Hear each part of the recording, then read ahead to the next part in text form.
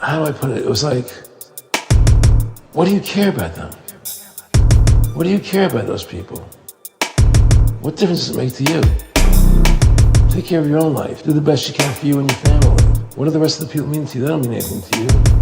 They're just serfs. They're just people. You know, what's the end goal? The end goal is to get everybody chipped, to control the whole society. They want a one-world government controlled by them. Everybody has an RFID chip implanted in them. And if you're like me or you, and you're protesting what they're doing, they can just turn off your chip.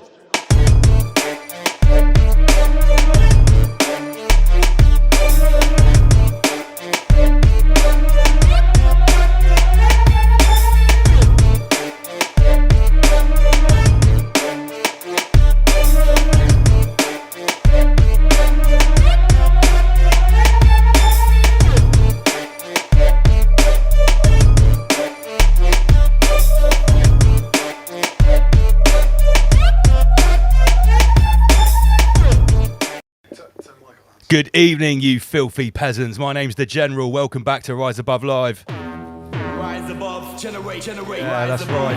Let's go. Okay, it's Friday night. We're here live in the studio. We apologise for the interrupted transmission last week. Let's add some more cameras for a little bit of extra pizzazz. That's how we do round here. This is Rise Above Live, the most controversial podcast in the entire creator realm. Big shout to Andy PG or Andrew. Gosh. What are you pressing the black market jingles for, you queef tard? Gosh. There we go. Yeah, we're a little bit late tonight, everyone. Obviously, the General's in charge. We had some absolute last-minute upgrades to do to the studio. We had the General in here. We had to fill out forms and all sorts of crazy bullshit. Every time I roll into town, you know there's a lot of paperwork to do, peasants. Now, here's the thing. We're going to have a nice little 3-hour show tonight. We'll finish at midnight sharp. It is an off-grid special. Let's get Inner Guardians in on the chat as well. Welcome, Master Lee. You got to say it 3 times, mate. Master Lee. Salutations, everybody. There you go, mate. you got to summon Sensei properly. Come on, boys. All right. Candy man. Okay. And as you can see, we've got some special guests in the studio. None other than the Nowh3r brothers, who we're going to be chatting to very, very shortly. As per usual, though, this is Rise Above. We have some general bits and pieces to get through. How's your week been, Inner Guardians? Interesting. Yeah. Battling with the demons and Satanists and Luciferians and everything else in between. Just a Standard regular week really. for you, then. Yeah, sure. Excellent. Yeah. Well, I think we might. Yeah. We've had some run-ins on social media with some potential entities and stuff this week. So I think we're going to talk about that later on, maybe in the Power Hour. Is that right? Yeah. Sure. Yeah. Yep, sounds good. The Power Hour. Okay, so before we start to talk everything off grid, and this is going to roll in all into one. We've got the Nowh3r brothers in the studio, who I'll be introducing in just a little minute. I've just got to let you know that the General has been powered right through this show and through the whole week. Where is my box of zero in? I'll take a 0 in if you got one. Yeah, they're down here somewhere. But I have to have a massive shout. Oh, these stupid earphones are falling out. To Roots Brands products. Roots Brands /Rise Above is the way that you can support us and buy these amazing products. Literally, I've been using these products a lot, and I swear by it. I've been getting fitter. I've lost weight. I feel more focused. I'm achieving more during the day. Can't recommend this enough. And thanks to everyone that's purchasing it. I just about get like a free supply of it off the commission at the moment. Yeah, man. So you're literally powering us through. Let me have a little look for it. I've got some down here. As usual, guys, I'll be manning the emails and the Facebook messages. If you want to ping us an email or something, tell us we're fucking crazy tinfoil hat retards, and you carry on. Got Homer Beats in the corner. Homer Beats, you can play some music for us tonight? How you doing? Yeah, of course I'm going to play some music. There's that silky smooth voice from Homer Beats, ladies. You have to chop myself in the throat 3 times a week for this, you know. I actually, I feel a bit rude. I did actually properly forget to say hello to Roman Beats. I'm so used to him having in the corner with power tools in his hand, constantly Hey, look, that's all right. building.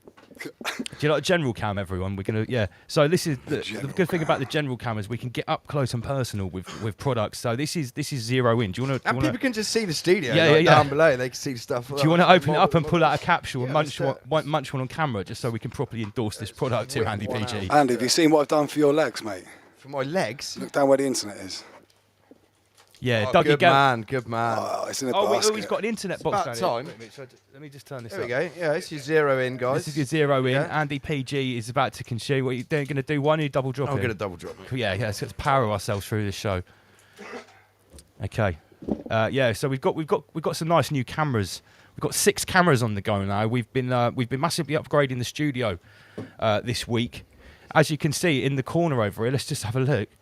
Say hello to Luke of Nowh3r3. There he is, look. Hi people, how we doing? There Off-grid he peasant is. right there. We've got a new camera installed and a new mic boom arm there. And can we say hello to Baz as well? Let's use this camera here. I'm just here. Hello people, how are you? Hello everybody, how are you?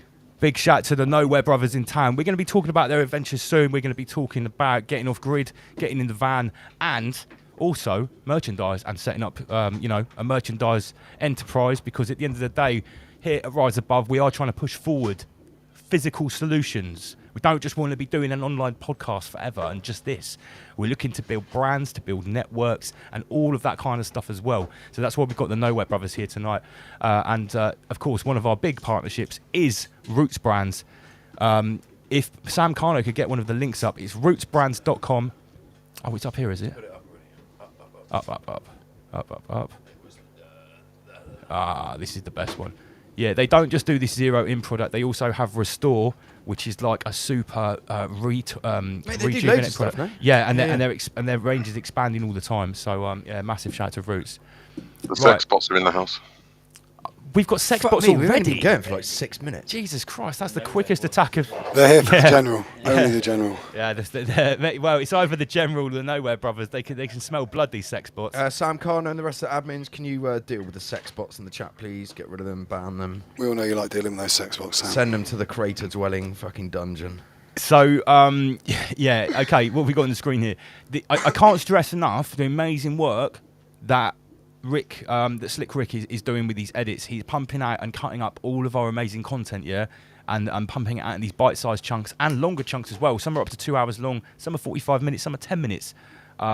Please subscribe to the other channel because we'll probably get 5,000 or 6,000 views on this video, and we've still only got 1.6k on the second Rise Above channel. A lot of exclusive stuff on there. You can get the Greta versus Jimmy climate change debate, which is absolutely spectacular, and a lot of other stuff that you don't find on this channel. Currently 166 people tuned in. Okay, not bad. Nice occult number there. Not bad at all. Okay, so also you get all of the shorts and all of my kind of little vlogs and blogs on there as well. Mate, you were short when you went and got the passport the other day. That was mint. Do you like that one? Yeah. Fucking Yeah. joke's on you, peasants. Jokes is on those peasants that tried to tell everyone that they couldn't travel without poisoning Reel themselves. it off, Lance. Where have you travelled during the Soviet Union lockdown? Since the Soviet Union came into town and told me that I had to poison myself to travel, I didn't poison myself, and I proceeded to work and fly to Bulgaria, Sweden, France, Germany, and Kazakhstan. And Mexico. I went on holiday to Mexico. That wasn't work. I went on holiday. And I am planning a working holiday to Southeast Asia this winter. Probably a bit of Thailand, maybe some Cambodia and Laos. Maybe some Nice, Vietnam. I haven't gone to Vietnam yet. You can have a mushroom omelette? Potentially. I can hook you up with some weed in Vietnam as soon as you land, mate, if you go to Hanoi. From what I know now, since I've left Southeast Asia, most of those countries have actually, I know in Thailand and Laos, they have fully, commercially, recreationally legalised weed. Oh, mate, my brother is involved with some people doing like warehouse grows over there for the government.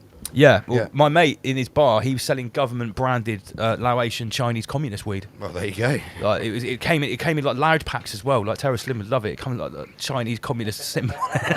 I'm definitely gonna have to get someone to go out there because my mate's like he's like PP Escobar of the Golden Triangle. He's got quite a pivotal bar in a very important location. Does a lot of business, and Yeah, I think he's got his own branded weed now. I'm gonna have to go back. Big Check up it Sam out. Carno for the links. Big shout out to Sam Carno. Right now, let's talk about merchandise. And look at who's the first person in the picture here sporting this merchandise? It's Luke of Nowhere, half of the Nowhere brothers. Yes. So why am I talking about this? Obviously, merchandise funds rise above. I am about to spray a massive explosion of merchandise over everyone's face. Essentially, we're about to launch loads of new ranges, loads of new garments and new designs. But in the run up to that, we're doing a competition. Anyone that's got merchandise, take a photo of yourself wearing a t-shirt or a hoodie or whatever out in Clown World. Tag Rise Above, www.riseabove/shop.tv. Put some tags in there, put it on social media, email it to us, whatever you want to do.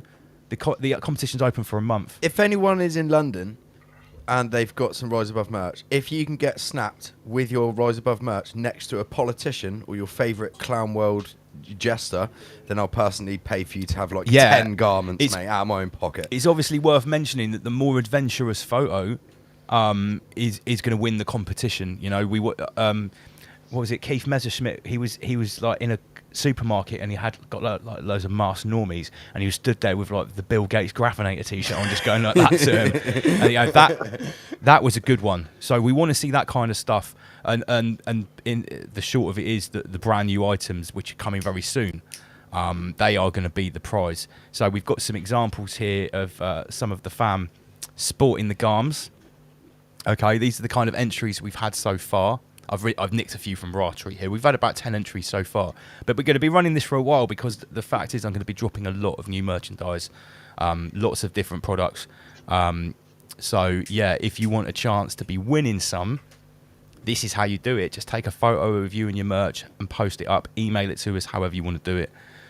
So, I'm going to give you some teasers. What I'm about to show you are prototypes. Right, these are not like the finished. These are ideas. What comes out is going to be much better than this, trust me.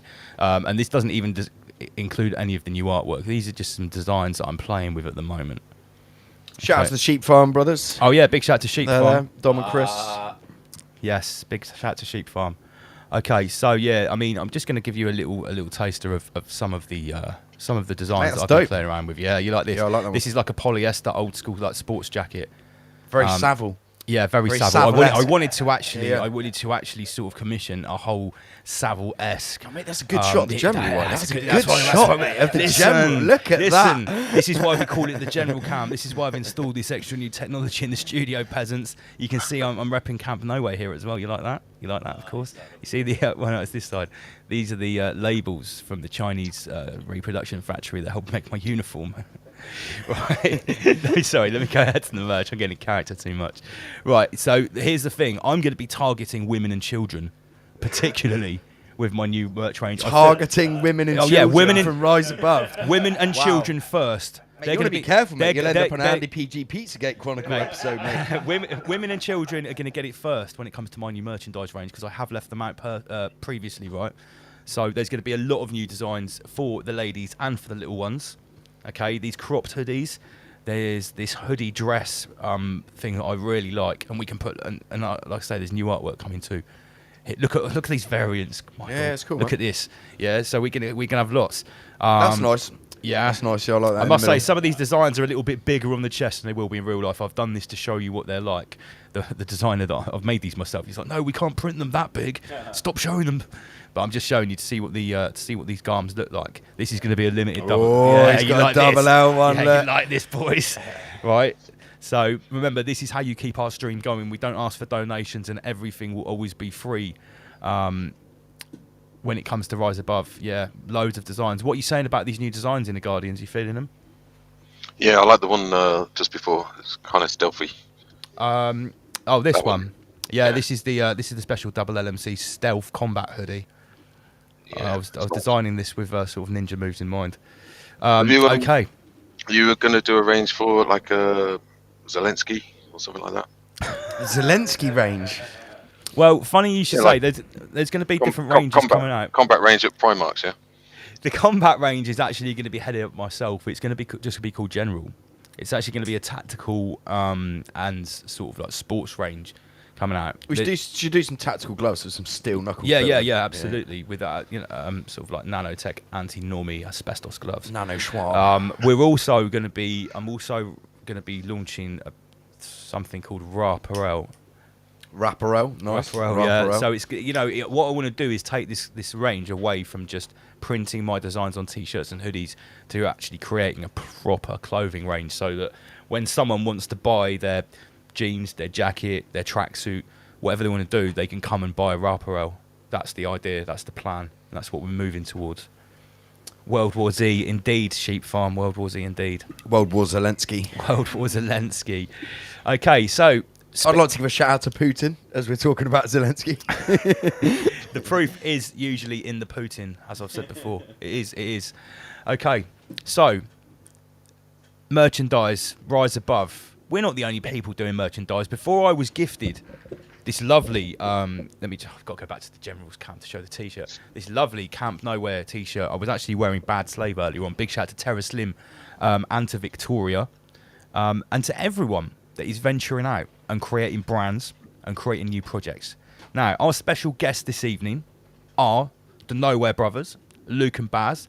Big shout out to you two. Andy, pass the mic over to Baz. And Luke, arm your mouth with a mic. You have to kiss the mic like a beautiful lady, nice and close. There we go. Welcome to the Rise Above studio, boys. Thank you for having us. How does it feel to bask in my glory? It's definitely an honour. Forever in debt. Definitely an honour. It was fantastic to meet you earlier on today. We met basically properly all met at Nowh3r3, right? Yes. I've been following you for a good couple of years though, so yeah. Closer to the mic, Luke. Closer. Yeah. You've got to have it facing, pointing. That's it, pointing right into your mouth. Kiss it, mate. Kiss it. Now you've been Luke of Nowh3r on Facebook for a while, and like I've shown in the pictures up here. This is actually quite an old pic, where you're stood on this rock. Yes, this was earlier on this year. I was up in the Lake District, working up there as a chef, and always out hiking and stuff. And this is a Castle Rig Stone Circle. Castle Rig Stone Circle in the Lake District. In the Lake District. Okay, so I clocked that you were basically going around to these amazing spots. Mm-hmm. Soaking up the atmosphere, and thank you very much. A lot of the time you were wearing Rise Above t-shirts. Of course, yeah. Had to represent. So this is how it all started. You just posting pictures. Yep. Luke of Nowh3r going around. What was the next step to where you two boys have sort of manifested yourself in the last couple of weeks? Well, I suppose it all started with Baz and his crazy ex that everybody's heard about, I suppose. Right, okay. Are we doing the full background story here? Let's do it. Let's leave that out for the night show. Well, basically for the last 3 months, been single and on the road. Broke up and I thought I can't do the 4 walls and the Matrix. So literally decided to get in my van and hit the road. Got back up to Nottinghamshire. Gave my guy Luke a call, and that was on a Monday, and literally Thursday evening I was in the Lake District waiting for him to finish work. I quit my slave job as all. Wait, how long ago did this happen exactly? This was the beginning of August. Beginning of August, yeah, first week in August. So this was like roughly about 4 or 5 weeks before Nowh3r3 is when you two decided to essentially just hit the road and say, fuck it, let's go. Pretty much, exactly that. We've known each other for like 15, 16 years now. So obviously we've been bang on to all this.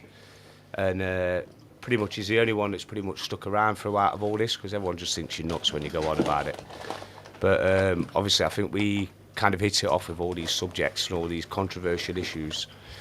So basically the bond's just gone from there, really. And like I said, once we decided to hit the road, that was it.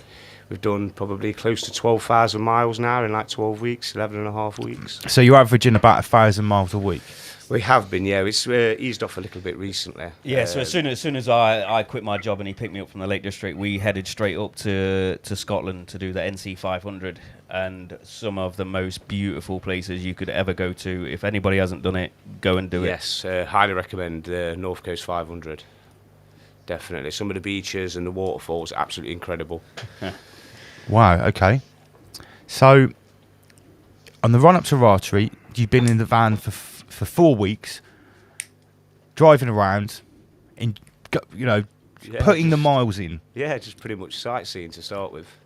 Okay.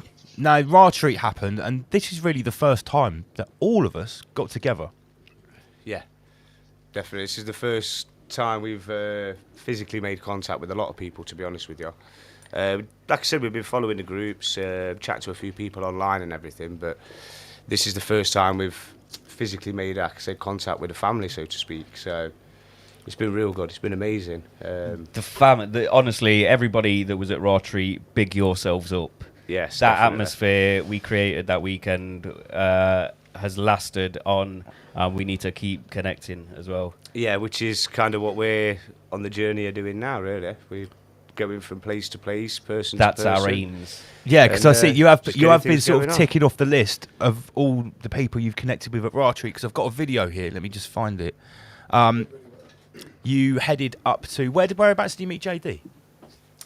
In Barbados. Is that the new name for it? Yeah, it's That is the Barbados. Well, we originally met him before Nowh3r3. We linked up with him about a week or so before. Right. Had a good chat and a bit of a chin wag, catch up on a few issues, and then obviously one thing led to another at Nowh3r3, and then we've been closer since then. Really, to be honest, we kept in touch. We've been up to Barbados, give him a hand on his plot. So that was a good day out, wasn't it? Really? Yes, mate. Yeah. Yeah, Big up JD. Yeah, he's a very intelligent bloke, JD. Is, No, JD's awesome. I've actually got. he's brilliant. Yeah, I've got a very video cool here that was sort of commissioned when you guys met up, and I guess this is sort of helping. This is sort of like maybe like one of the launch videos of your clothing range, which is. Yes, And pretty and much, yeah. his song, I believe, And his is song. going to be on his Yes. album. Yeah. All right, let me play that for you guys. This is JD. Yeah, JD, the Nowhere Brothers, Camp Nowhere, you already know. Fuck these bitches. Check. Narcissist, my way or the highway. So I like to take the highway. Trying to tell you that it's all about happiness. So you try to control my supply chain. All the private info I gave you, try to turn to a weapon like Beirut. Now you're out here trying to send shots. So you act like you care on your debut. Day 2 should have seen red flags. Now you got more of them than Nova. Always trying to make me get mad. Getting drunk with power, I'm sober. Trying to take any money that I had. Blocking out my sun, it gets colder. And me burn energy like ha. By the winter time you might froze up. Stop moving the goalpost, oh no. Where the love go though, with the dodo. Extinct, no flow with a rowboat. Just slave ship chain with no home. If I lived for you, you'd probably take my last organ. If I starved in a beg with my hands out, you'd probably take the last portion. For every ounce of my cake, you're still gonna try to take a quarter. Broken out of my chains, trying to move away and reach water. Change my number, change my name, claim abundance. Make the change, can't stop me now, cause I've gone off grid. Evolving whilst you stay the same. Why do you think it rolls around you? All of these girls, they know they found truth. Prop me up and then hold me down too. So I'm making sure she knows about you. Sneaking, cheating, meeting and greeting, potting and scheming. Pockets of my P-team, rubbing off your Nancy and putting on a heating. Wanna tell me about healing? Fate, whoa. Suck it for a pay note, great quote. Chuck it on the main road. Bitch, how many times can I say no? You can't have my seeds, I say so. You suck, and not in a good way. Vampire trying to drain my blood way. Vegan, but pass me a good state. Drive it straight in your heart, turn dust weight. How was I so dumb to allow this? My intuition been screaming at me the loudest. I gotta get me a lifestyle without this. And hit the road like the Nowhere Brothers and proud, bitch. See if it's stressing, if it's tension, you be pushing it. I know you'll land on your ass and there'll be no cushioning. If I could bet, guess this attention, you'd be loving it. Ain't talking about no girl, I'm talking about the government. Rewind. Yeah, check, check, check. Yo, yo, yo, yo, yo. JD, official truth be told. T.me/official truth be told. Hold tight the Nowhere Brothers. Camp Nowhere. Bad slave. Rise above. Peace. Shit. Apologise about the sound on that. It didn't sound like that when I played it the first time. I think that might have happened on the download, but you get the idea. That was an awesome freestyle of a new track from JD, repping Camp Nowhere, the Nowhere Brothers, and Nowhere. And Rise Mate, Above my as well. hands down, my favourite tune from JD is the fucking King Charles tune. Every time I listen to it, man, I'm in fucking stitches. It's brilliant. It's so funny. Of the funeral. And, I will consider myself so privileged because I did get the pre-release exclusive from JD. So Oh, nice. we was absolutely in stitches before that came out. So Thank you very much, JD. That was another honour. Yeah, Can we play that later? We'll play that one. we should do. Yeah, we should play that absolutely later. should do. Okay, so now that the brand is established, what is Camp Nowhere? Tell us what is the brand here. Luke, give us a download, mate. Right, so I am wearing a Camp Nowhere t-shirt, a hoodie here, as you can see. The idea with Camp Nowhere, I'm into adventuring, so realistically, I want to take it into like a camping, hiking sort of brand. We want to start, you know what I mean, like going on that sort of way. But also we want to start getting on the road and start going up and meeting with people and actually linking up these real people, the conscious artists, and actually doing a little bit of filming and just keeping connecting everyone. Well, I guess you guys are in sort of like a unique position because you are on the road, as it were, and constantly travelling and putting the miles in. That you've never got that excuse to not go and physically meet people because that's just what you're doing. Exactly. Yeah. Like I say, obviously, we've both quit slavery. So we're going with the merchandise branding at the moment. So if anybody wants to support the cause, it would be much appreciated. We've got some great hoodies, some t-shirts and some hats. We've got some beanies. We've also got some snapbacks. So if you check the Nowh3r Brothers page on Facebook. Lance, would you like to do the exclusive drop on those if you've got the pictures? I don't know whether he's got those there. What the snapbacks?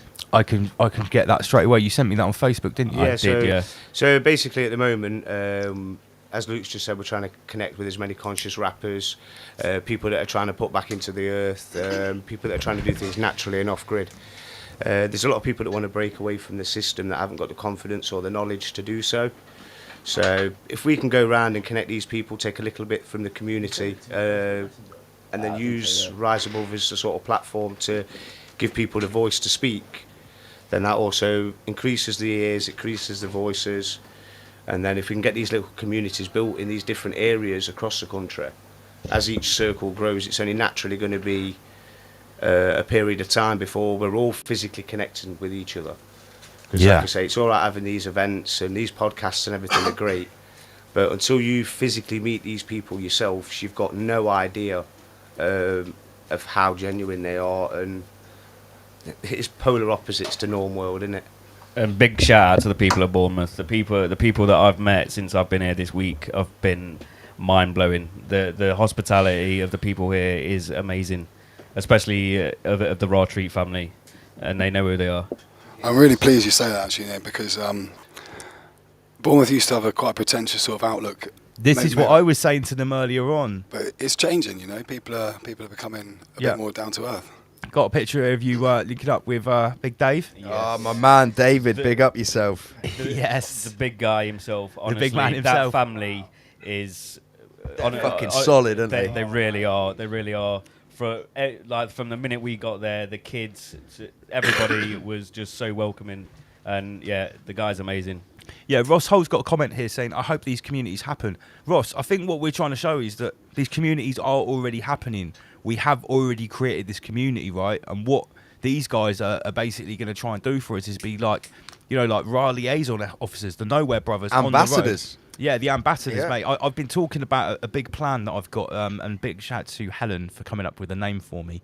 I won't mention it. I've spoken to it about a couple of people here, but I'm going to unveil it in the new year. And the thing is, we have huge plans stretching out over a long period of time. And as far as I'm exactly concerned, the same as the dark occultists, Yeah. Steve. Exactly the same. I wanted to say this to the Nowh3r Bros earlier on, and I didn't get a chance when we met at lunchtime. Lee, do you remember in late 2020, or maybe late 2020, early 2021, when we were starting to say things about, you know, start to form your networks, make your small groups of people that you're going to physically meet up with. Well, the fact is that I think that now we're already well on the way. I think we've already started that. We're already doing that. The community's already there. What we're doing now is now cementing these links and making them viable, tangible, and physical. Creating options. Yeah. Don't forget, this still takes a bit of courage to do so, guys. It's not just going to happen overnight. Yeah, These communities are going to, you know, if they do start getting, well, when they do start getting big across the nation, like the Covert Union is going to try and shut that shit down. You know, this is like 90% mindset. It's actually the mindset that needs to be adjusted to do these physical actions. Mind over matter. Absolutely, and I think maybe you could say that over the last 2 years, what we've been doing is trying to prepare people's mind. You know, I even say in my bars, Rise Above is a mental fortress. It's so tall you can't storm us. Not even climbing a pile of glorious corpses. You build that wall so tall that once you become impenetrable and impervious to these non-physical attacks that Lee has been mentoring me about before even I started talking about it in the videos, before the live shows. This is how long I've been thinking about this and been putting this into action with the help of Master Lee. But once that mental fortress is built, then it's time to build some towers and parapets and some battlements. Okay, and I think that's what we're doing now, and it's great to see guys like Luke and Baz basically putting their money where their mouth is, risking everything, saying, right, yeah, I love that we've exited the slave system.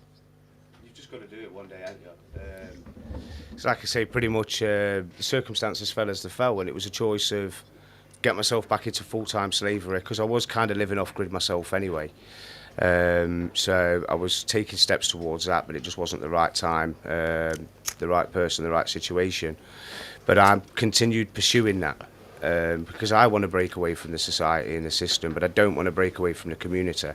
This is what a lot of people don't understand is when you talk about going off grid, they automatically assume that you're going to be living in a little cabin in the woods on your own, miles and miles away from everybody. And that might be somebody's idea of perfection, and yeah, it would be great. But to do it on your own it's just delusional to even think that you could just step out of the real world. Well, step out of the delusional world into the real world and do things yourself on your own. So this is where the community support comes in, because there's things that you're never going to know, things that you're never going to be able to do, or things that you can't provide for yourself. So if we can get these networks, we can look at and seriously consider going back into the bartering schemes, where you provide something for somebody else, they provide for you. It doesn't have to all be commercial. So any honey makers, anybody that's into crafts, get in touch with us. We want to come and see you. We want to start linking this community. Yeah, you know, people that are filtering their own water, collecting rainwater, you know, making reverse osmosis systems to clean it and stuff like that. That's all part of it. It's generating electricity. You know, even building and stuff like that. You know, people that are going to go off grid. Some people don't even know how to build. Yeah. And, you know, how are you going to build any shelter? That's what, you know, the bartering system. You know, goods and services in exchange for goods and services, as opposed to giving people a fucking worthless note. And think about it like this. Imagine if in a not too distant future, we have the next level of the internet, plus some sort of Schwabian crypto shekel credit score system, where CBDC, where basically what I'm trying to get towards you, we could be in a place where it's impossible to have independent trade and actually make online purchases. I know that sounds crazy right now, but it's not. You know, if you're a subversive in communist China, you try and having an Etsy account and selling your Schwab crystals. Yeah, good luck, comrade. So the fact is that you boys could already be cornering a market for these artisan craftspeople and producers of whether it's food, clothes, whatever. But guess what happened before we had the internet? There were travelling traders and traders. People that were constantly on the road and travelling, they were like a shop. Anytime these people rocked up in town, guys, what have you got? What do you want to trade? That's how things... Exactly, yeah? So you could already be cornering a market that hasn't even started to happen yet. And this is the black market that I've talked about. It's from the moment that I coined the term the Covert Union in July 2020, when I was out on the street with those weasels, those COVID wardens. It could be a physical rabe. Exactly. Yeah, give me a button. Right here, right now, is where we draw the line. Exactly, comrades. Right here, right now. Thank you, Greta. Great show so far, boys. Here's another one for you. Ramazan. Ramazan. I read a report, 33 million people in Britain are mentally ill. No, they're not. Yes. I need some more. We've got to take on old Bezos and his cronies. Yeah, well, this is how you rise above having to buy everything from Amazon. Yeah. The Nowhere brothers are in town. What have we got? That'll take some fresh eggs that have just come from the chickens. Get the milk. Get some of that preserved foods that we just preserved last week. Let's see what the travelling traders have got.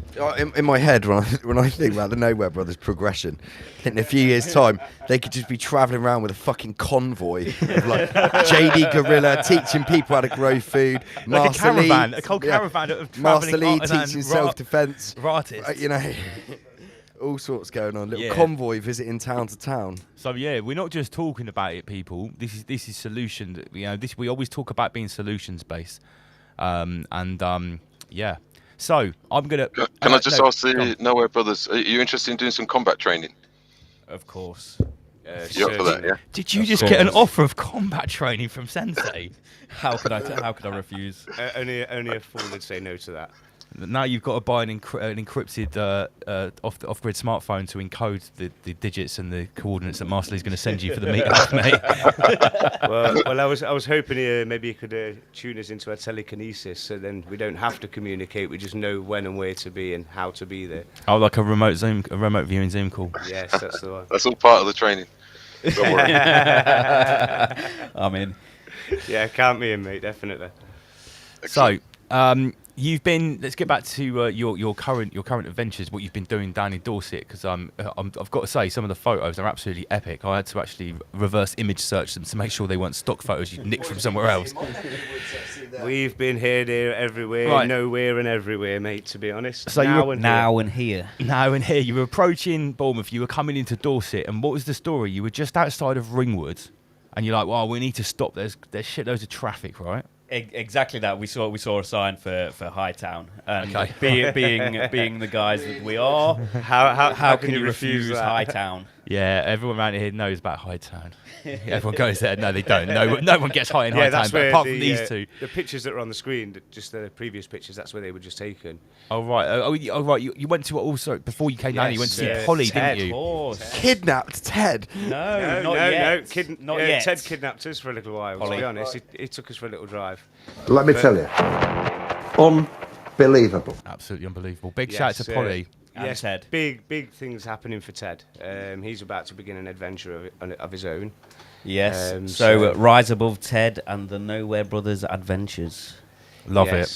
so, I see his Rise Above T-shirt has been replaced with the Nowhere Only Brothers. temporarily, I'm guessing. Yes, it's just a temporary thing. Okay. He was just, Was he wearing it when you met him? He was out with the boys. No.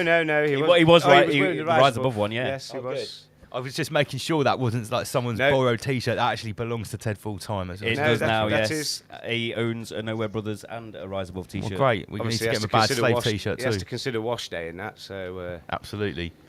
Okay, so right then after Hightown, you hit the New Forest. This place yesterday was... Oh my gosh. Honestly, the New Forest, if nobody's been to the New Forest, get yourselves in there. That place is magical. Yes, it's amazing. I will just say a big thank you to my mate Claire. She's been absolutely amazing. I've been chatting to her for quite a while now, and met her for the first time. She actually came to Camp Nowhere, first official guest to our temporary Camp Nowhere, for a birthday celebration, which was Awesome. epic. You know what I mean? Absolutely epic. And then Little jam around the fire. Yeah, little jam session around the fire on the drums and that. And then we had the pleasure of meeting her and her son in the forest yesterday. We went foraging, and wow, it was incredible, wasn't it? Yeah. Just look, these photos. Oh, yes. Yeah. It Too seems much- like it's too there's much to see. plenty of mushrooms Plentiful. there. Lots of different types Plentiful. of mushrooms, man. Yes.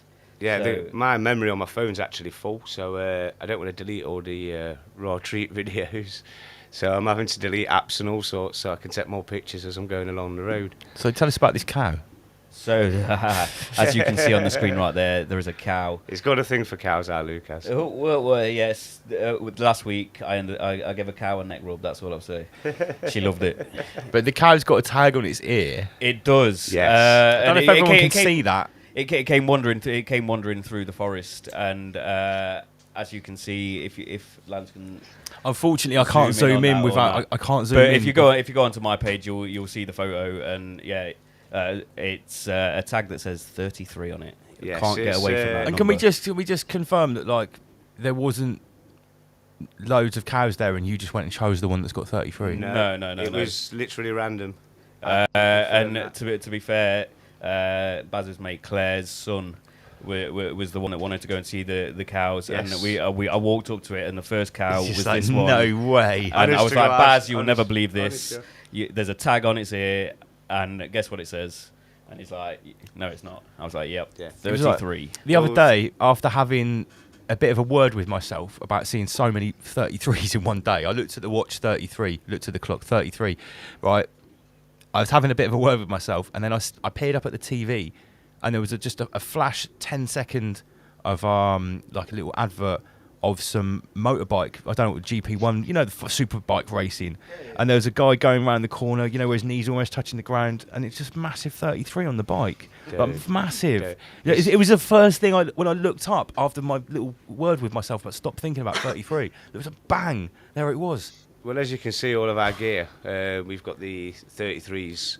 That's obviously... These are threes. Yes, a nod to you guys here. But like I said, since this, it's just been absolutely crazy. You could not make it up, honestly. I do feel partially responsible. Well, not just It is me. contagious. It's the whole You team. did come up with the phrase the Nowhere Brothers. Yes. As you said, I was Luke of Nowhere on Facebook for a long time, and then as Lance, the first time I saw Lance at Rothreat, he walks up to the van where me and Baz are. That's a whole that's a whole other story. A little backstage But area. yeah, no, he walks up and he says, "So this is the Nowhere Brothers wagon." And ever since then, the Nowhere Brothers, and it's taken a life of its own, and it's just going and going. So yeah, I'll be forever indebted to Lance and Rothreat. Mate, using the power of 33, Exactly it belongs that, to all yeah, of us now. yeah. You know, and it's my 33rd year, so it's crazy. Like the things that have happened this year in my 33rd year as well. So that's brilliant. Because Yeah. at the end of the day, you know, everyone that's been on this journey, and I was thinking about this the other day again. You know, whether you were before episode 33 or after it, or you've gone back and watched it, if you're one of those people that's been on us with the journey long enough to know what we're talking about, it's you know, it seems to be working for everyone. I'm getting no slowdown in the messages about people having the affinity with this number now. And actually them seeing it as a massive positive thing in their life. It's kind of crazy, because at the first people were a little bit shook up by it, and some people were actually quite scared. They were messaging me in bits, I can't stop seeing it, what have you done? What have you done to me? Your mind control. What have you programmed As me? soon as we left Rothreat, we stayed in Bournemouth tonight, and we got to the place where we were staying, and there's a blue like camper van with 333 on the back of the van. Yeah, and we were literally just a random spot, Boscombe Seafront, just pulled up, and it wasn't until we stopped and actually got out, stuck the kettle on, and then we looked over the road, and then we spotted it. So it was like, we're gonna have to... And we are now connected on Facebook through Yes. Bear Parker through that as well. So, they Big shout to Bear and Mrs. Lucid as well.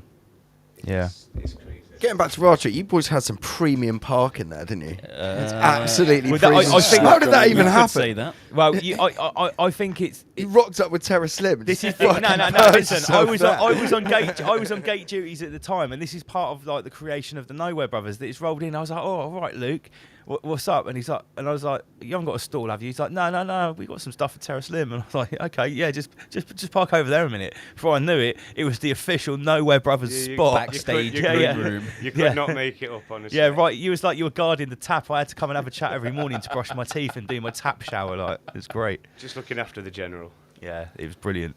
Yeah, so, you know, lots of things were born at Rothreat, and, you know, if we can provide the birthing chamber... Oh, holy shit! Godvag dropped a new video 6 hours ago. No. Yes, he did. No. Yeah, it's called Horus is Back. Have a look right now. Do you know what made me think about? I was thinking about the cosmic vulva, like the Godvag. That's what made me think. I think Godvag, holy shit.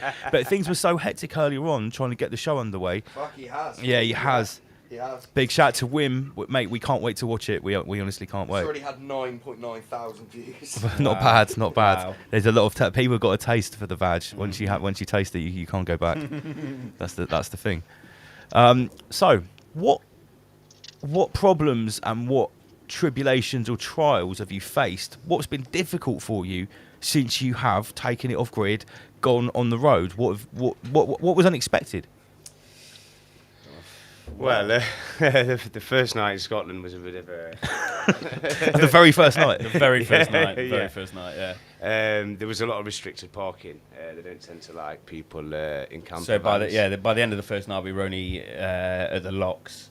So yeah, we were travelling around trying to find a place to park. And it is a long drive, let me tell you that. It might be the North Coast 500, but it was Just getting miles there, to yeah. actually start the 500. So Yeah, of course. You have to get there first, and Yes, then it's yeah, 500 yeah. miles. So yeah, we stopped off at the locks for the night. I don't know if anybody's seen the video, but go on to the Wild Wandering Chef and check out the video. I was cooking salmon and trout stir fry, and after that night, we'd gone down this track. We didn't think anything of it. A tractor goes past us, didn't say anything to us. So we carried on, stayed the night, and then the next morning we get up to get out. Drive back down this road. We get to the end, and there's a gate, and it's locked. yeah. Oh, what? Yeah, padlocked. Yeah, padlocked. It was about probably a 3 And or it was 4 on a mile Saturday. You know what I mean? So we were thinking, oh my God, we're going to be stuck here all weekend. You know what I mean? drive. Yes. And then Baz opens the van and gets the key out. Yeah, we had to get the key and escape ourselves from nature, which is not something I'd ever thought I'd have to do, to be honest with you. being a builder, he had a crowbar in his van. I thought the key might be a metaphor. Of course. Yes, opened up the I lock. thought you'd whipped out some bolt croppers, mate. Unfortunately, we only had a crowbar, but They've it was been lost on a good enough previous to do the venture. job. Yeah. So we had to break out from that. So you got locked in on someone's private land, I guess, on the first night. Yeah, I'm guessing so, but it was on the side of a lock, so we thought nothing of it. Yeah, like I said, obviously the blokes come past in his tractor. We've had to pull into the lay-by to let him come past. Nobody said anything about it being a private road or a gated road or anything. The ironic thing is once we've settled camp for the night, we've got the table out. My guy's here cooking, and I'm obviously doing the honours, doing the business for one for us. The tractor's come back past. He's obviously seen us set up for the night, so he's obviously been giggling to himself. He knows what he's done. And I'll teach them, townies. yeah, exactly that. So yeah, we had to make our way free from that. But yeah, it's obviously like distance. That's one major thing that's a bit of a problem. Yeah, of I love course, driving, 'cause but I quit my job. I had a nice little bit of savings, but you know, fuel is not cheap anymore. no, it's Are absolutely. you using ridiculous. gas cookers? Yeah, we've got gas cooker and things like that. We've got the basics in the van that we need. If you need a supply of Russian gas bottles, let me know. Yes. Thank you very much, Lee. We'll have to Yeah, tap that'd into be the an honour. pipeline at some point. I think. It's already Stolen sorted. from the Nord Stream. Well, we could put that on our radar for a visit one day, maybe. If we go international. So, Someone's commenting if I get a blue hat, I could work for the UN. As you can see, my hat has got the colours of Ukraine on it. It's where we beat the Ukrainian Nazis in 1945. That's right.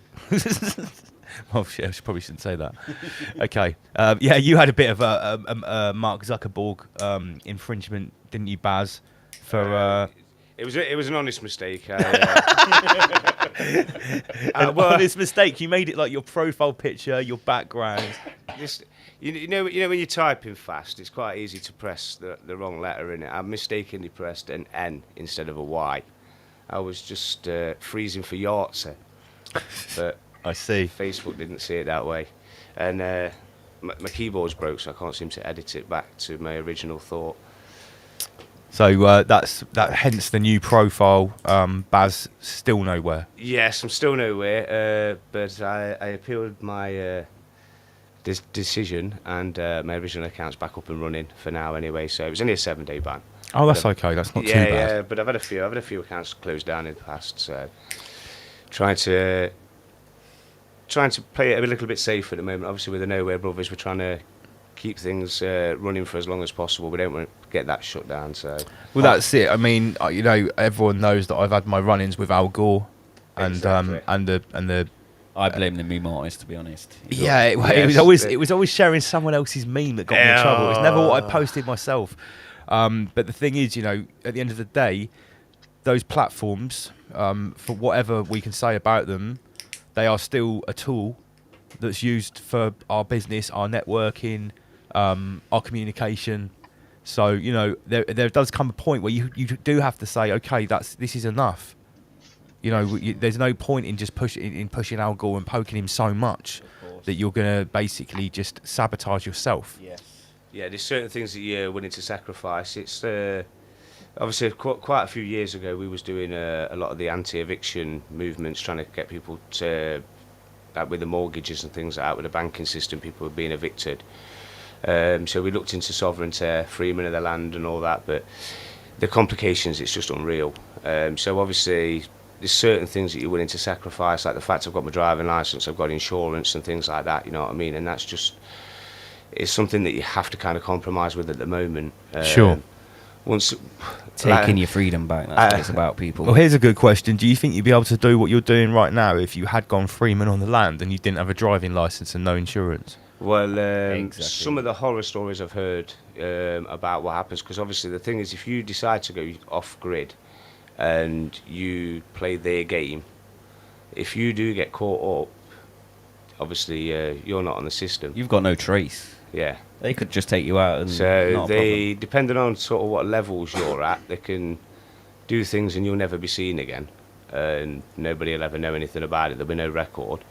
Or they can just make things that difficult that it just literally mentally and physically breaks you up. Or just like crush your vehicle. Yeah, well, they can be a lot more physical. I've heard a few horror stories of people. Yeah, me too. Where obviously they're not on the system at all. So obviously when they've But been caught up. on the plus side, with the cutbacks with the police and the councils, it does actually create a lot of opportunities. Where they used to go out looking for problems, they tend to only deal with problems when there's a complaint made. And that is, the issue with that is obviously when you're on the road a lot now, there's all the cameras and everything everywhere. Sure. So it's not the physical being anymore, because you know yourself, back in the day you could play and you could bargain and you could talk and you could persuade and you could get some compassion. Nowadays it's just a ticket, bam, through the post. Yeah, and every excuse that or any get out clause that you could use, it's already written on a list saying that these are not acceptable excuses. Yes. So it's so overly automated that it not only takes out any human interaction, it sort of takes out any will for you to even try and combat it. Well, this is the first step to the AI courts, isn't it? Yeah, This of course. is like the precursor to it. Well, this is the Minority fundamental. This is one of the fundamental problems with this off-grid, because hypothetically or technically, literally even, you can't really be off-grid. It's more of a mindset, like I said before. It's an attitude. Yes. Yeah. But one thing I was taking from people that I've learnt from this, you yourself was saying about the tools of the devil, and you're having to use his technology. So if you're going to use these things, you have to use them wisely and use them to your advantage. So as it stands currently, I don't think you could truly go off-grid unless you went with a society and a community and went sort of Tarzan and went rogue. But these are the things that take time and preparation, so this is where it all comes to sort of planting the seeds now. But funny enough, I had a court appearance the other day for failing to produce my documents, which got dropped luckily enough. But if I'd have got 6 points on my licence, I was seriously considering going back to horse and cart to continue the journey for the Nowh3r brothers. So that would have been an adventure, because I don't know nothing about horses, but it's something that would have been a natural progression at some point anyway, because if I want to go off grid, I can drop my driving licence, drop my insurance, and that's one less tie into the system, really. Yeah, of course, it's one less contract. Yeah. I suppose, if they wanted to be arseholes, the next thing they do is the RSPCA will be on your case about the horse and stuff like that. There's always some way these parasites can screw you. Always a way. Yeah. But it's the same with living off the land as well, though, isn't it? With your foraging and things like that. Yeah, So funny you should say that. So in the New Forest now, since 2018, you are actually no longer allowed, quote unquote, allowed to pick mushrooms. Did you see the sack that they got? Unless they're for educational purposes, like educational yeah, purposes. like if Jack from Forage Did for you not Knowledge see the went out and mushrooms did we got a foraging walk, he's allowed to pick 2 kilos. That's it. for the whole foraging walk. Right. Okay. That's what I mean by. Can we address the deal with regarding magic mushrooms? Is it a Class A drug if you pick them? Is that correct? No, it's not. It's they have to be prepared, dried or prepared in some way for consumption. But technically, if from what I understand, is if like for instance, a policeman went into your house and you had some magic mushrooms on the side that you picked yourself, and they were just there, well, you've put them out to dry. Yeah, they're being prepared. Yeah, but I don't believe if you were caught in the act of being like a hand-to-mouth subsistence psilocybin farmer, hey, don't forget, like it's, down it's on your not, hands and it's knees, not, going like that, eating them in the field. It's not I don't think illegal that's to take illegal. drugs. It's illegal to possess drugs. It is not illegal to take. You could walk up to a policeman and say, "Mate, I just sniffed a massive line of fucking." Only in this country. In other countries, it's yeah. No, well, we talk about this country, aren't we? Yeah. So it's not actually an offence to take them, but yeah, to possess them or prepare them, whatever, then that's where you got an issue. Yeah. No, I looked into it. I looked into it a few years ago because a friend of mine, he found out that I was doing early morning walks on this particular golf course. And he said, "Did you know that that golf course is listed as like one of the hotspots for magic mushrooms? Seeing as you get up early, and I think it was September. Is it September they spring up? It's this time of year. Depends what part of the country you're in, but yeah. Yeah, he said, "Can you get me some at 6 o'clock in the morning or whatever time it was?" And I was like, "Yeah, I'll have a look around." Anyway, I was looking around at the ground, and this groundsman come over on his lawnmower thing. He said, "What are you doing?" I said, "Oh, nothing. I've dropped some money or something like that." I said to him, and he goes, "Oh, you're looking for mushrooms, aren't you?" I said, "No." And he said, "You might find any." I said, "Why?" He says, "Oh, because we spray them, so they don't grow." Oh right, okay. Well, yeah, I would imagine from their point of view, it was just a pain in the arse having people coming and picking them, so they just tearing up the land and shit on a golf course. Yeah. There's no excuse to be spraying. Mate, I go like there's a few spots I get mushroom picking, and the farmers let me in their field because they say, well, it's better you take them than my fucking sheep eat them. Take me. Yeah. But then others, you go in there. You know, I've been chased off. I've been chased out of people's farms multiple times, hopping fences and shit. Yeah, it's all part of the adventure. Just so everyone knows, for a little tip here, an Andy PG tip, if there's a particular mushroom hotspot which you're not allowed to go to and it's dangerous to go at night time and take a UV head torch, and they show up like a fucking Christmas tree in the night. Really? Yeah, they mate. come out at night time. They come out when it's wet, whenever they want. Moonlight But if you've got a UV head torch on, they show up like a fucking Christmas tree. I didn't know that. Oh yeah. Yeah, mate. See, that's how you get it at night, guys. Yeah, you don't want to go in the daytime. Take me, Andy. Daytime's when they're about to go underground. So I guess the mycelium might actually pump a bit of extra psilocybin out in the night time as well. So you pick him, you get a nice fucking juicy little node. And if it's anything like Nowh3r3, they give you night vision, so you'll be able to see them all in the dark anyway. Don't forget, guys, pick them if you can on a full moon. They have the most power. Well, that's what old Terence McKenna said. No, sorry, not Terence McKenna. Graham Hancock with the stoned ape theory. Was it? I'm trying to get it. Yeah. Stoned ape is Graham Hancock, isn't it? Mm-hmm. He basically said that the early hunter-gatherers, pre-human sort of like primate creatures, allegedly. Whatever. He said theoretically. I'm not saying I agree with this all the way, but he said, you know, if they would to eat a small or a moderate amount of psilocybin mushrooms, the two main things that happen is they would become more sexually driven, and their eyesight, their focused eyesight increases. So for eye straightforward predators, it actually makes them better at hunting. So the sort of idea is that could have helped them to evolve. I remember years ago, I was listening to one of Joe Rogan's podcasts, and he was talking about a friend he's got who he trains with, who's a kickboxer, and he says that he takes microdoses magic mushrooms, and he says that he can almost predict before they do it their next strike. Oh wow! Yeah, Just a very small amount. Not that you would get any psychoactive feeling out of it, but go on, Lee. Do you want to talk to that? This became a big thing in the UFC. A lot of the fighters were taking microdoses and then go running through the woods. It's meant to really heighten your perceptions, especially in the woods. PG shroom tips. Yeah, nice one, Donna. Yeah, I've heard that as well in the Guardians. A lot of, well, even people that don't go to the woods, a lot of the tech people in Silicon Valley, in California, swear by microdosing. Apparently, I've read multiple articles about it.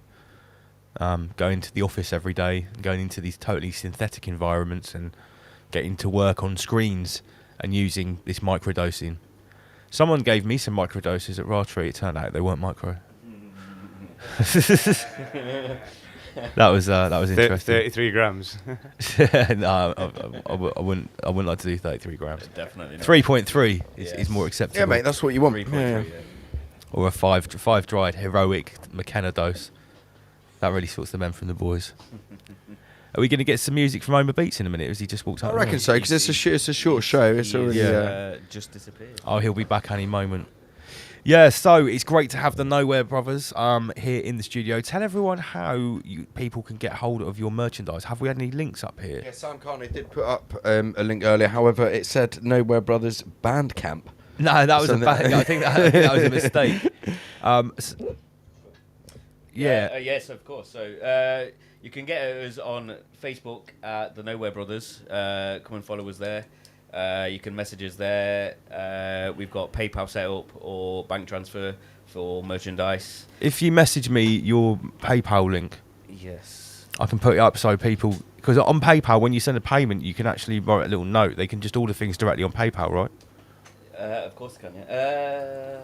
I don't know if we've got that set up yet. We've literally just set that up. So I mean, like, if someone sent you, say, what is it? How much does it cost for a T-shirt? 20 quid? yeah, 25 quid? 20 quid, and if it's posted, obviously we're going to need to put postage on top of that. So I think if someone sends you £25 on PayPal, it will obviously have their name and address. Yep. And they can write a note. So, like, I'm just trying to, like, streamline this for you. If someone wanted to order one of your T-shirts right now, Of course. and we put a PayPal link up, and they wanted to support what you're doing, yeah, someone just said here, PayPal, I'll show it right now. I know there's a lot of stuff going on with PayPal. Fucking YouTube shot as well. We're still on Yeah, that. yeah. Yeah, fucking hell, guys. Come on. like, yeah. We've already discussed this previously, Yeah, about 10 we- minutes ago. we've been going through that you this have a to lot. sometimes submit a little bit to the Soviet Union and the fucking system. When someone- Anyway, Sam Carno's got the link up here on the screen, guys. Facebook merchandise, Nowh3r Brothers. Yeah, check it out if you want to support what they're doing.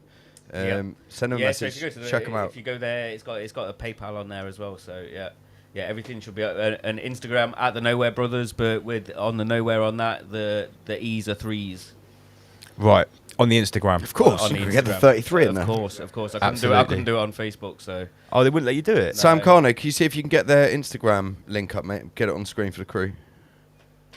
Yeah, so the point is that right now we need to be supporting each other in our endeavours, in our projects, in our little business ventures, because at the end of the day, that's what a black market is. So next time, black market. Next time you need, some clothes, think about, you don't just have to buy a Rise Above T-shirt. You can always hit up the Nowh3r Brothers. You can hit up, Or Bad Slave. or Bad you can hit up Slave. Terra Slim. Yeah, exactly. And there's more to come. Like fucking Mark Devlin, every time he puts out a little podcast, a little chat, whatever, he's always wearing someone else's T-shirt. Yeah. There's literally hundreds of people talking against the Soviet Union, putting out merch. Yeah, I haven't worn any like Parasite branded clothes for a long time now. I Parasite branded. I have 33 different Rise Above T-shirts.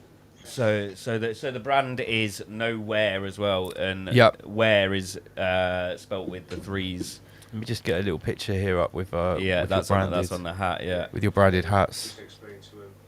So yeah, we've got the beanies. The beanies are £15 each plus postage, and then we've got the T-shirts, £20 each plus postage. We've also got hoodies. We've got the camo and the charcoal hoodies right now, and they're both £40 each plus postage. And then we've got the limited edition snapbacks just come in as well. So we've got 10 of those, the ones that Lance put up earlier. Get yourself one of those. We've literally got 10 of them, and that's a limited edition.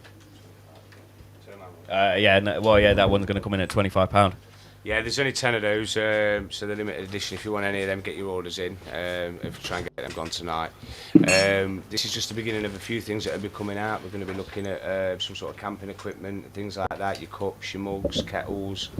Early in the pipeline, but if you stay with us, follow the story, and keep supporting us and supporting all the other Rise Above team members. Exactly, and with the help of the Ra family, This is just the birth of the Nowh3r brothers. Yeah, it's part of the growth.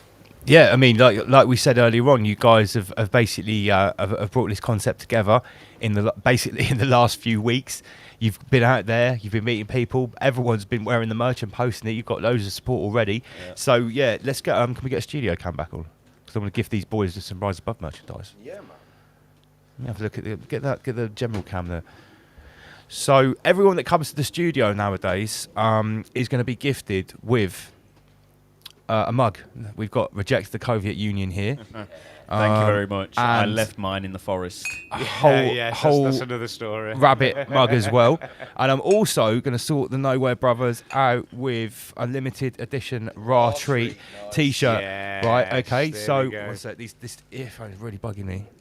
And I do want some stickers for Renee, my van. There you go. So thank you very kindly.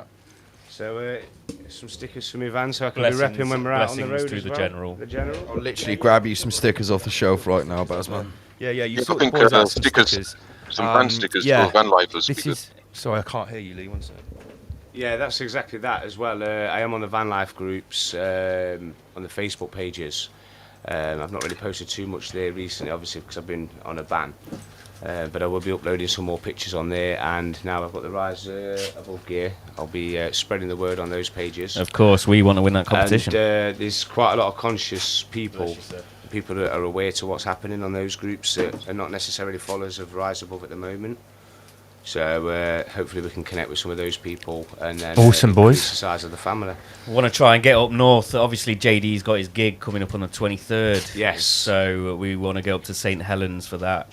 So anybody up there, get in contact. We'll come and see you.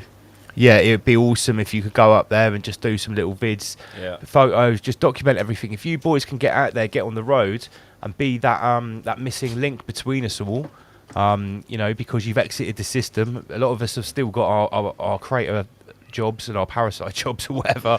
Creatorial duties, as we call them around here.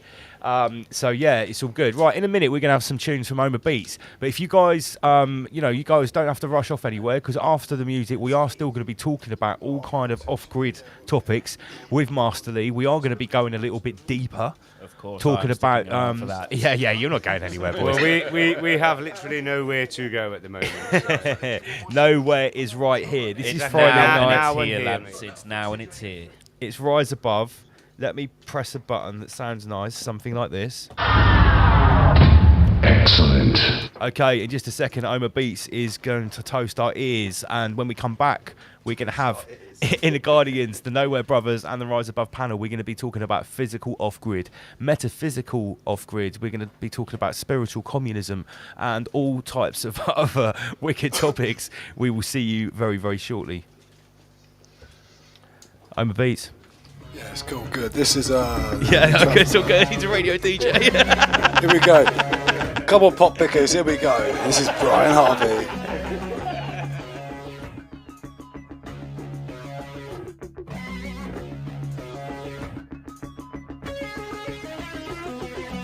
Angry about from the beginning when I got in it. All I did by F5 was where I signed. Angry about talking big money, walking big money. None of it was mine. Angry about having my hands tied, musically sodomized, and taking for a ride. Singing other people's shit, making it a hit. It don't fit. Let me tell you what it's like being a superstar. Judged everywhere you go, putting on a show.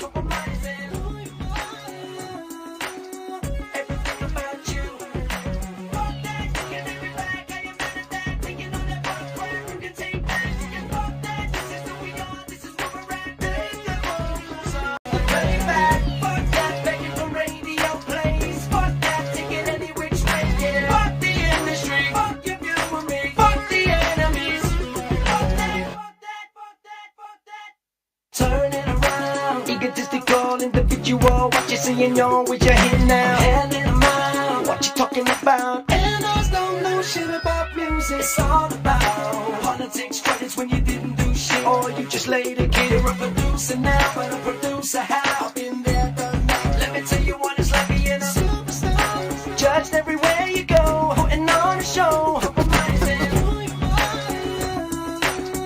Everything about you.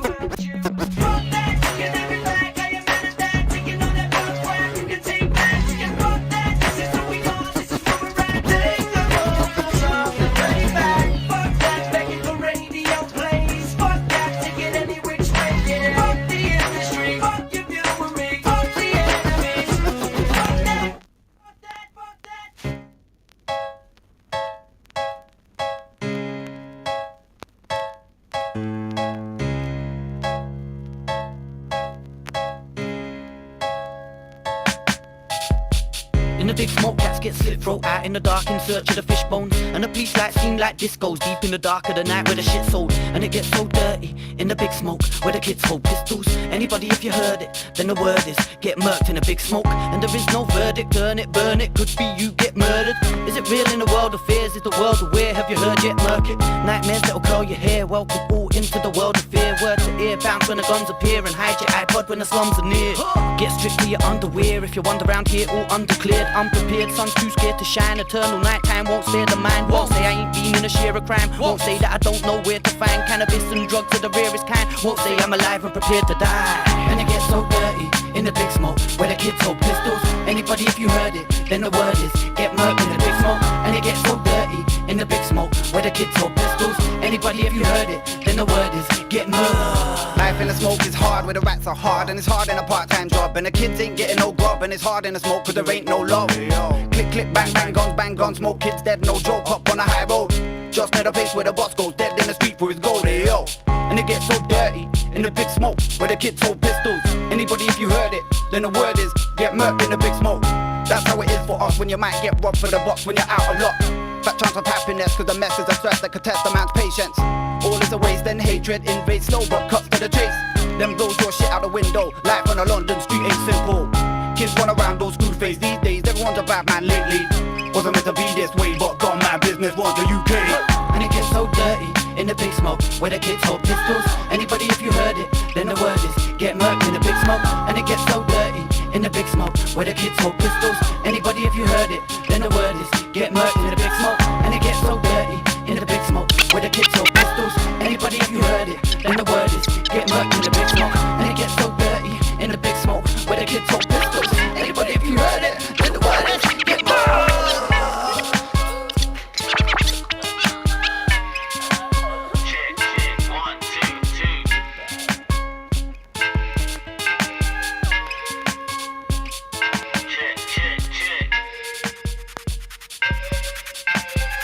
They're saying that we gotta stay home, save lives. That's their narrative, I'm not sure. I think they wanna use fear to control us, to get us mad so they can start martial law.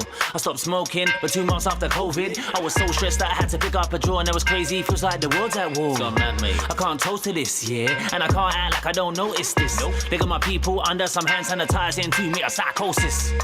Yeah, and nobody don't wanna stand close to me. This ain't the way it's supposed to be. Got me queuing up a whole goddamn road just for some groceries. Bust up your TV, bust up your TV, bust up your TV, TV. Bust up your TV, bust up your TV, bust up your TV, TV. Bust up your TV, bust up your TV, bust up your TV, TV. Bust up your TV, bust up your TV, bust up your TV, TV. Glass went flying, flying. Didn't really wanna get cut, so I had to clean it up. No Hoover, so I used a dustpan and a brush. So many times, I tried pulling out the plug, but I was never satisfied. It never ever felt like it was enough, and it goes like clocked it, sussed it, can't trust it. If I would've left it, probably would've rusted. Didn't wanna mess around, I had to bust it. I don't wanna watch that, that's not productive. Telling me where to go, what to buy, what beauty is, and what I should look like, just a waste of time. I'd rather write bars, I'd rather exercise. Bust up your TV, bust up your TV, bust up your TV, TV. Bust up your TV, bust up your TV, bust up your TV, TV. Bust up your TV, bust up your TV, bust up your TV, TV. Bust up your TV, bust up your TV, bust up your TV, TV. TVs tell lies to your vision, then programs program you. Traumatic, I'm on a mission. Yeah. My lyrics are so damn true. So true. Inspector Veg, he's sick. He's sick. This world is mashup, it's greasy. It's greasy. You need to pick up a brick, then go smash up your TV. Smash. It's a mass awakening. Yeah. Open your mind and take it in. Take it in. I'm a vegetarian blood. My sandwich ain't got bacon in. I'm always talking facts. Facts. This world is fuck up, it's greasy. Greasy. You need to pick up an axe. Pick it up. Then go bust up your TV. Bust up your TV. Bust up your TV. Bust up your TV. TV. Bust up your TV. Bust up your TV. Bust up your TV. TV. Bust up your TV. Bust up your TV. Bust up your TV. TV. Bust up your TV. Bust up your TV. Bust up your TV. TV. Yo, they're not playing. They're trying to make man stay in. Yeah, they wanna fight us, but hide behind the police and the military cowards. They ain't even gonna turn out for the weigh-in. Yeah, there's some wicked man. They don't spend time praying. When you're watching the news, that's not true. That's what them man are saying. Who's the man with the mask? Not me. That's for the sheep. So the shepherds are easily pleased. Singing lullabies, got all the people asleep. False narratives and all the people agree. Can't be mad at the people are me and the sheep. All I wanna be free, but we keep getting tricked by evil. At least I'm prepared for the beast, still scared of a sneeze. Bust 'em up. Bust 'em up. Wow. Big and dirty like you know.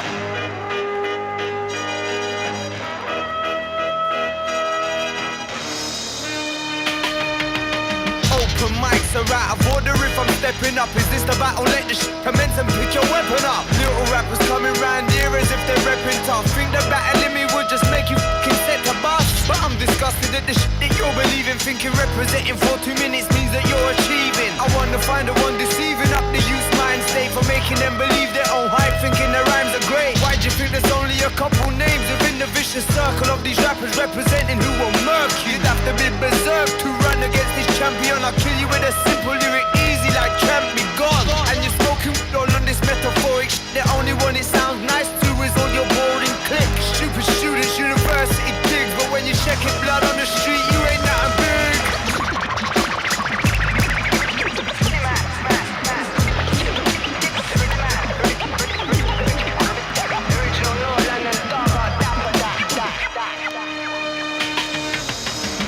Everybody's representing with their freestyle raps. I'm getting paid from Liati from these freestyle tracks. Flips in the back, nodding his head because the sack is fat and strapping just like that. And trust, that makes the pocket stay nice and fat. Now the paper's gonna stack all of the haters coming back. But the streets stay gully like the dub plates on the track. So it gets bumped over airway for the cats in the flats. Pirates for the radios, never seen by the DTIs. Don't drink and drive, I smoke the and then you see me fly.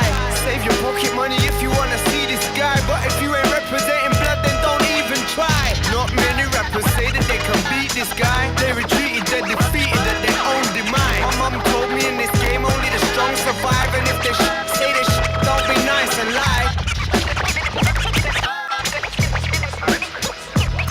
Yo.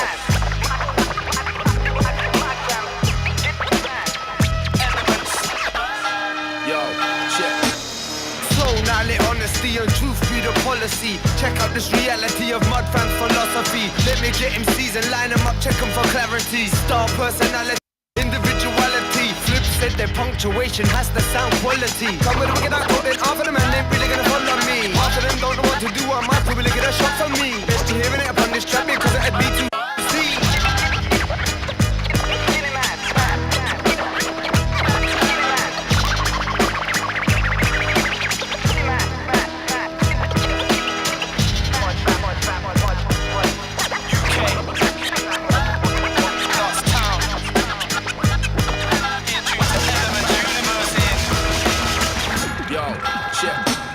What happened to skill of the tracks when rappers were ill? Now it seems like the scene's been gradually killed. And when I say the scene, I'm meaning the whole planet. In every nation there's a big rapper with no talent.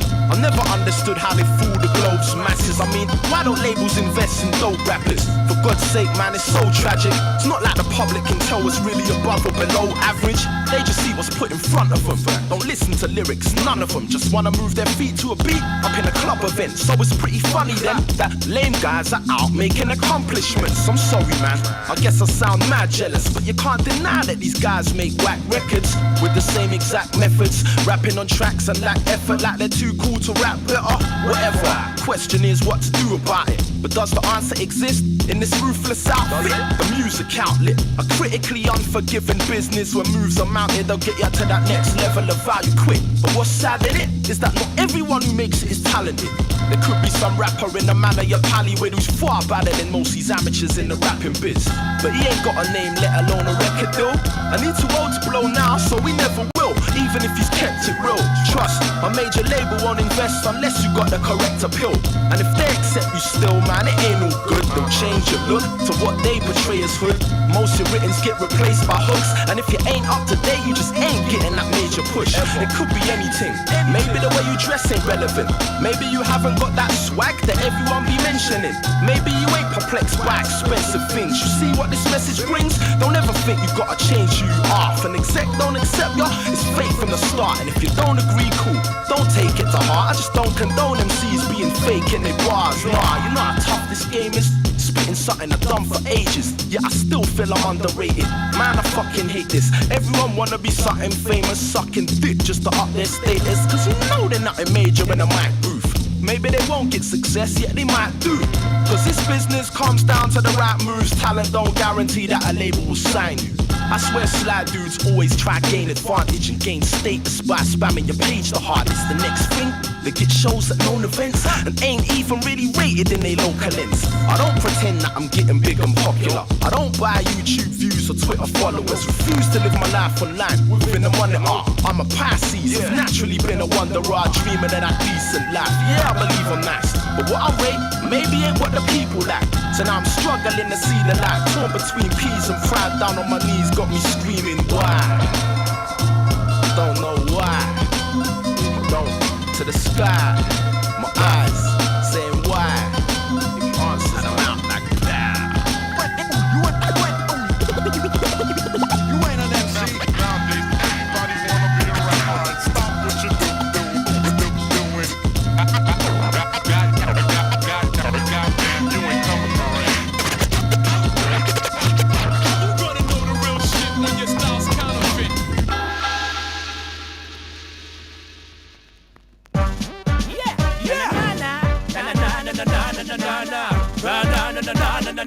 Yeah, big dirty boy once again, you don't know me mention.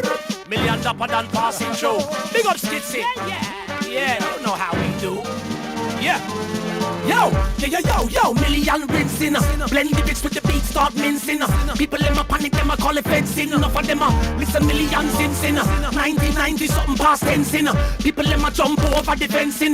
Million up I get the bones and pens in. Every single syllable and every sentence in. This a one for the people them locked in. One up for my people them tuned in.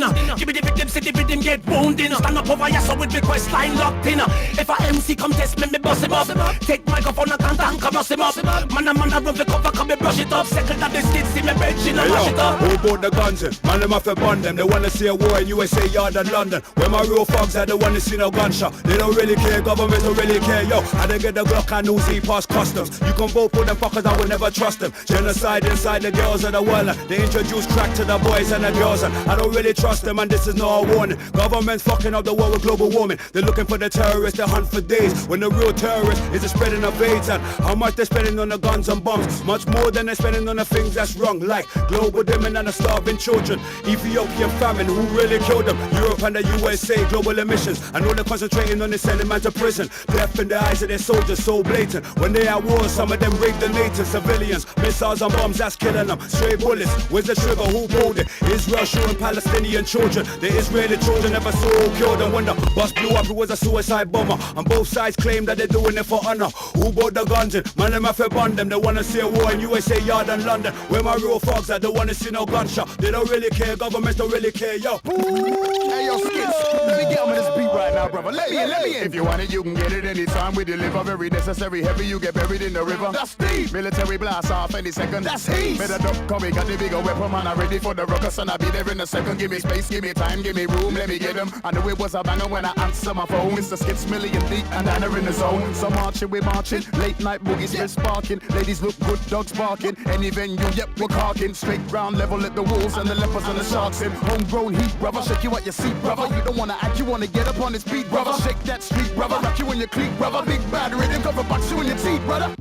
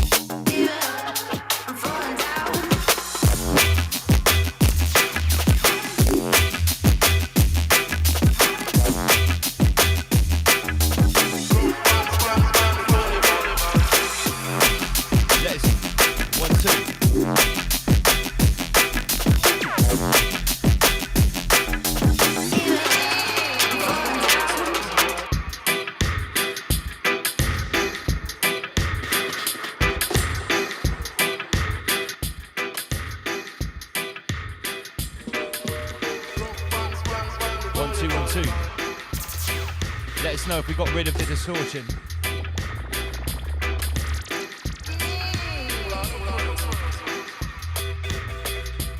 Big shout to Catherine O'Connell, King 77703.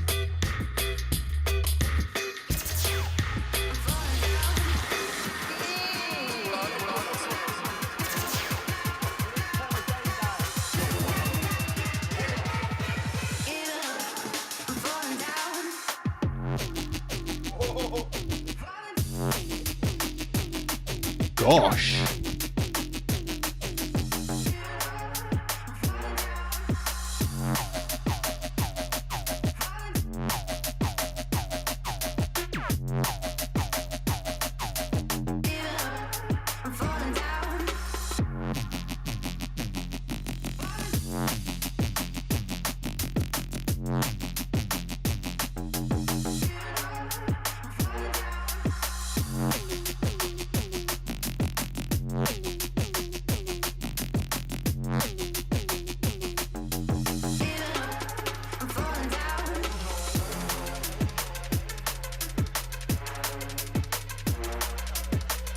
Sound of Oma Beats. Rise Above live on your Friday night. Big shout to everybody tuned in. Turn it up, burn it up. Oma Beats live inside the place.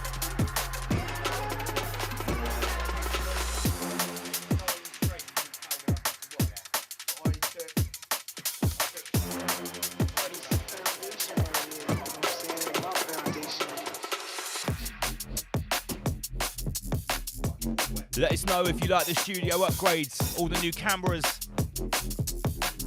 We're always building. This is Rise Above. Big shout to Jason Jackson, Catherine O'Connell, Andrea Beale, all the Nowh3r3 family. Big out to Clarice Starling. Big shout to the Nowh3r3 brothers, live in the studio.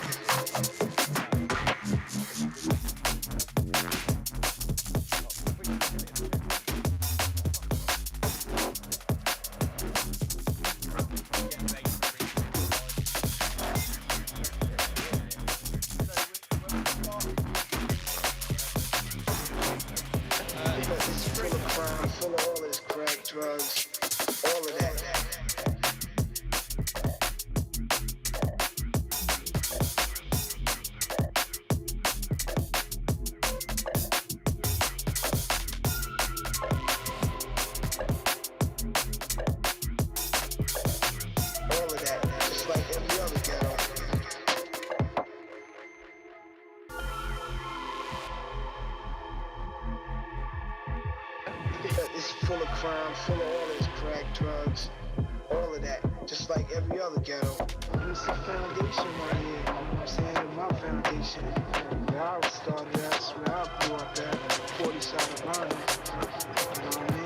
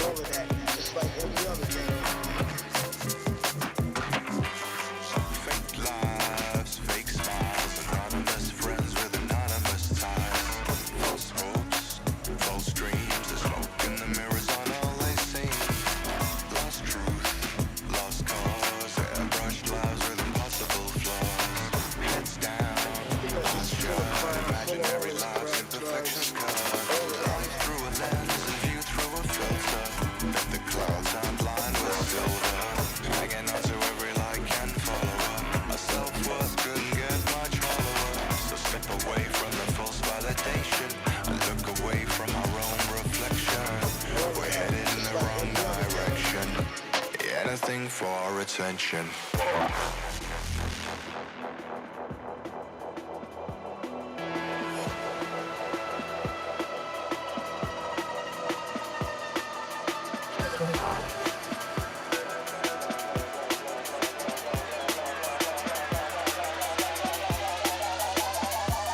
Anything for attention.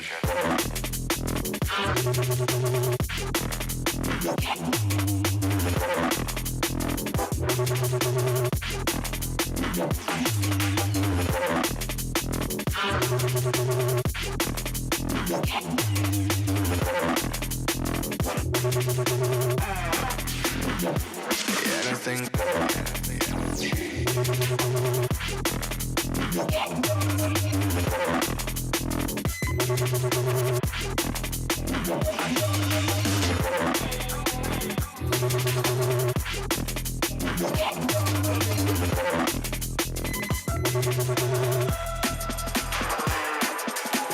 Fake lives, fake smiles, anonymous friends with anonymous ties.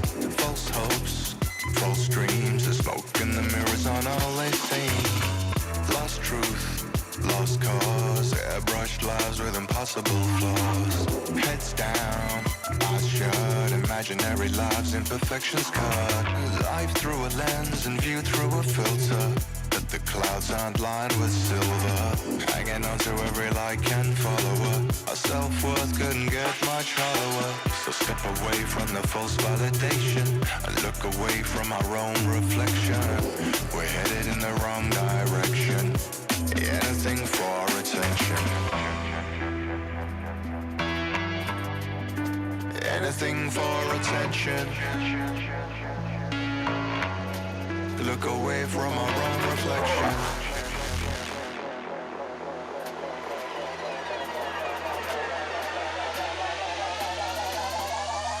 Anything for attention.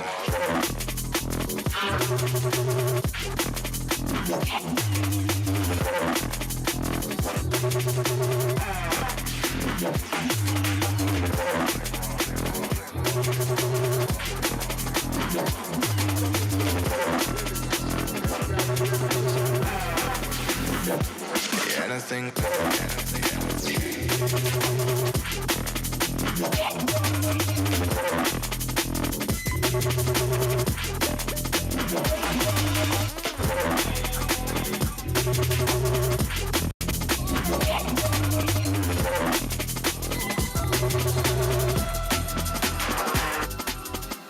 Fake lives, fake smiles, anonymous friends with anonymous ties.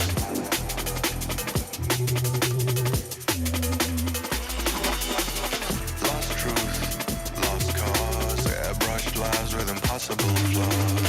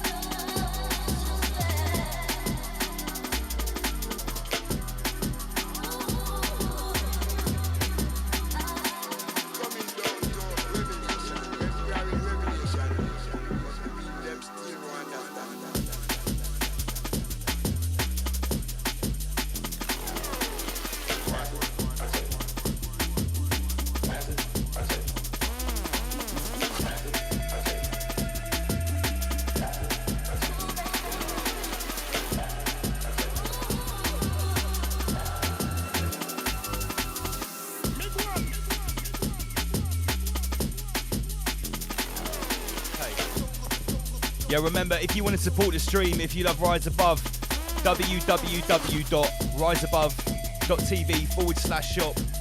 T-shirts, hoodies, stickers. We've got a lot of merchandise and there's a lot more to come. This is how you support us.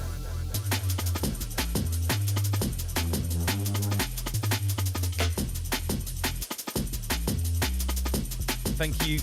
Who's that just said nice upgrade to the studio? I think it's Donna Harper. Big love, Jason Jackson. We see ya.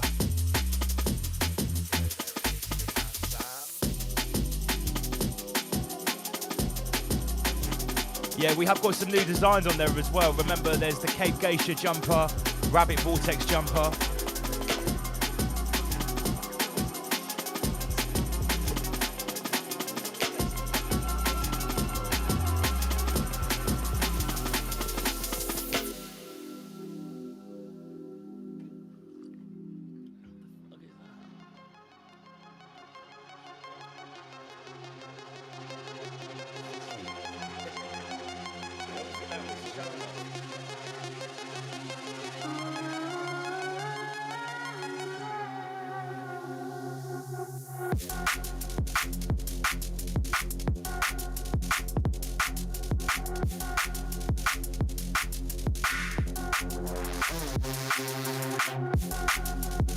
Could people in the live chat please address this comment on the screen from Lily B? She seems to be a bit confused about some of the things we talk about on this show.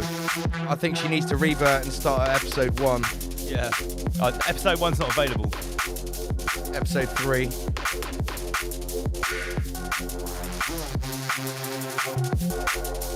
Also, actually, if you really want to know what's going on and how we feel about those people, then you should watch the Black Rocket Cinema about the Satanism and the dark occult. Definitely.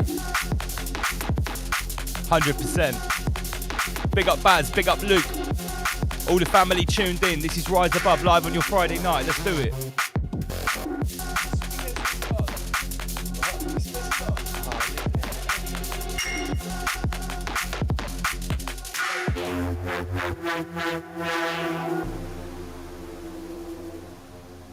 Yes, it's Friday night. Oh no, we got an echo. What's going on? Check. Check.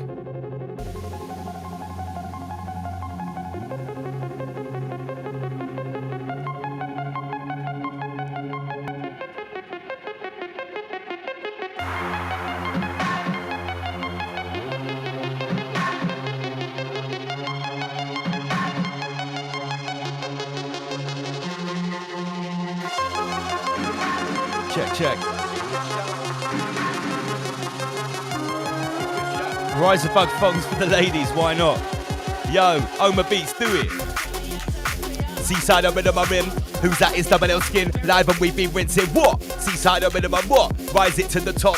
It's sounds of Oma Beats. Blowing it. Yo, once for the 8 coming on, 2 for the spades. This is how a drum and bass session gets blazed with Oma Beats and we be holding it down. That bit of the man in the middle of the mic with the rinsing lyrical sound. Who is it? Yo, the finest, the general. And this is World War 33. They crawl on hands and dirty knees, climbing dirty trees with more than 32 degrees. Big shout to Catherine. Big call out to Sam Carno and the admins. Get rid of the sex bots in the chat, please. It's time for covert ops. Things are drastic, heads are on blocks. It's all Schwabi and sex bots with monkeypox.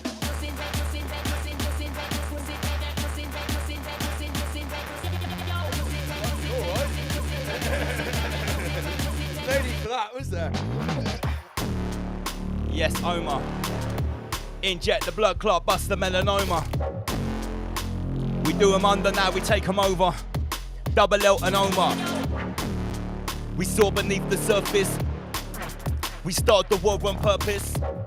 Yeah, the battleground is dirty, but the general be dirtless. Saw beneath the surface, start the war on purpose. Battleground too dirty, but the general be dirtless. Weaponry weighing heavy, flowing into surplus.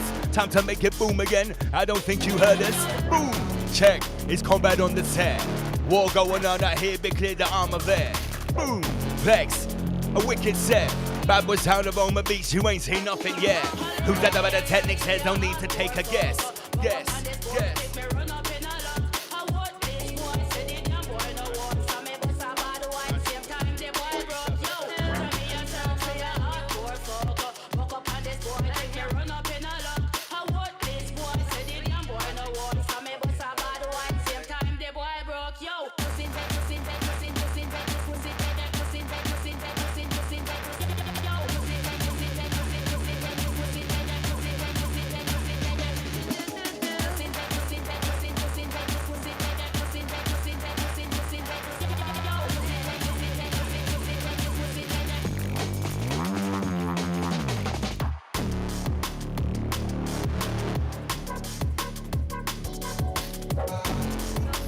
Yes, this is Omar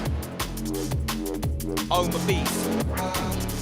Allow me to elucidate why Omar Beats chose to break.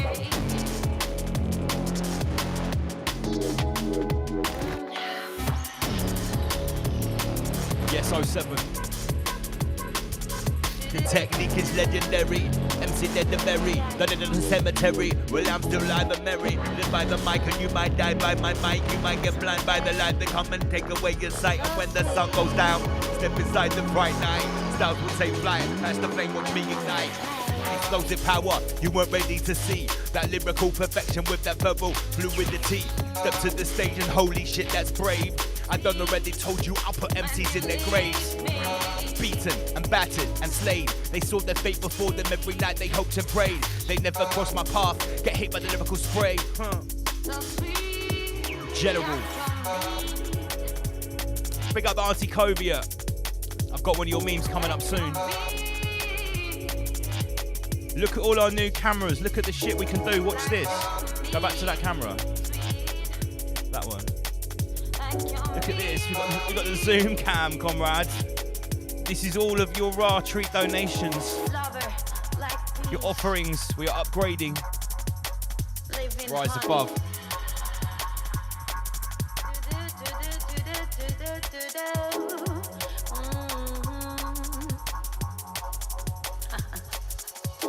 Check if we're at 33% CPU or not. Okay. 28%. Look at that. Look how many cameras we've got going. I've been absolutely squeezing the last bit of Michael out of this computer all week. Mate, I was using Quincy Mechanics and Michael Physics to make sure this happened, mate. Omar. Sounding kind of lovely on a Friday. We are back. It's Rise Above. Back with your usual programming.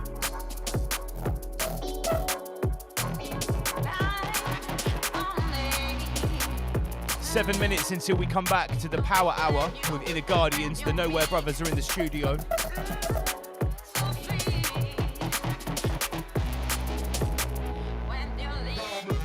Well, Matthew P, there you go, mate. Just bust up your TVs, people. That's good advice. Big shout out to Inspector Veg. Big shout out to My Bad Sister. Big shout out to Ryan Sanders. You've got Nowh3r t-shirts on the way to you right now in the post. Omar Beast, the selector with the most. Pillar to post.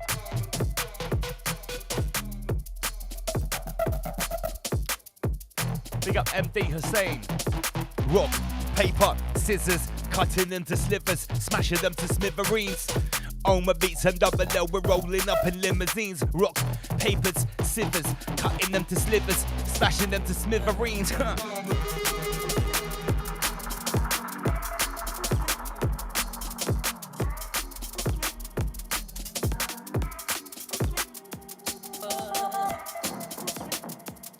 Big up the Snell, big up Snell. Once again, all the Nowh3r treat family. If I met you in your meat suit, nice to meet suit ya.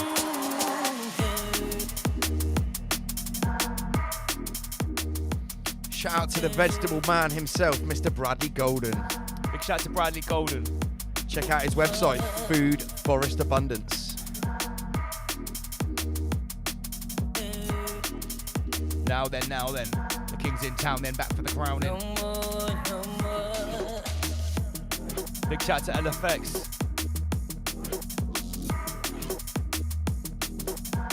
Yeah, you like the new Oma cams. We've got so many cams. Schwab in between them all. You can really see exactly what Oma's getting up to over there in the corner now. There's no hiding in the RAR studio. There's no hiding. I like this up close cam as well. It's very flexible. Well, let's get it involved. Get involved.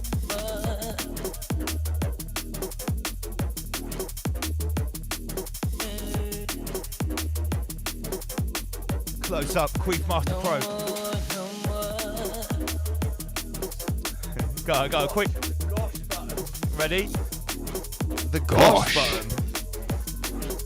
There it is, guys. It's the blue one. Yes. It's just above the magenta. Now you can see what I see. Can you see what I see? We're giving you exclusive backstage shit right here. This is Rise Above. What's that? Massive shout out to Ted. Yeah.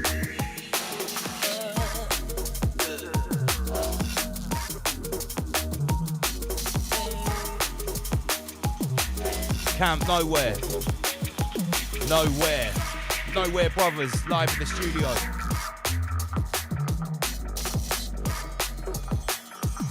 Ross Holt. A UK tour. A UK Rise Above tour. Listen, Nowhere Brothers are like these guys are our scouts right now. They are our liaison officers right now, so they're reaching out to everyone all across the United Kingdom of the Crater. Oh, Omar, go on, Omar.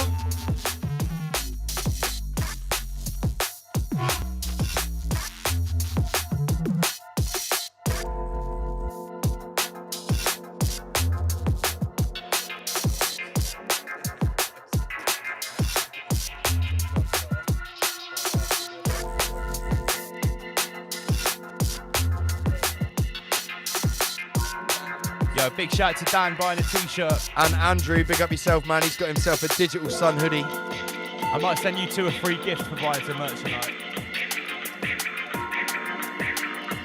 What size are they?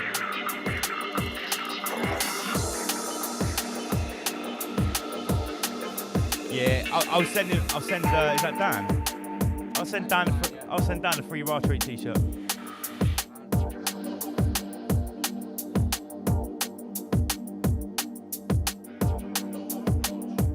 Oh, large. Yeah, we'll get large for Andrew, medium for Daniel. No problem. I've only got medium and large. There we go. They're going to get a free RAR3 t-shirt. I'll tell you what. If you're medium or large and you buy any merch right now, you'll get a free limited edition RAR3 t-shirt. There's only a couple left. You can see them on the shelf behind Luke in the corner. They're like occulted. They are highly occulted.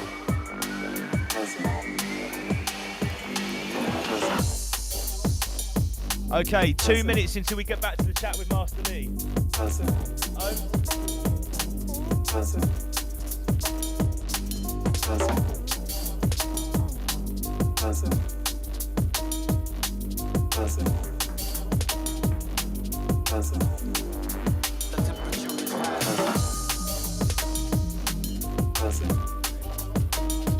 Studio's looking tasty.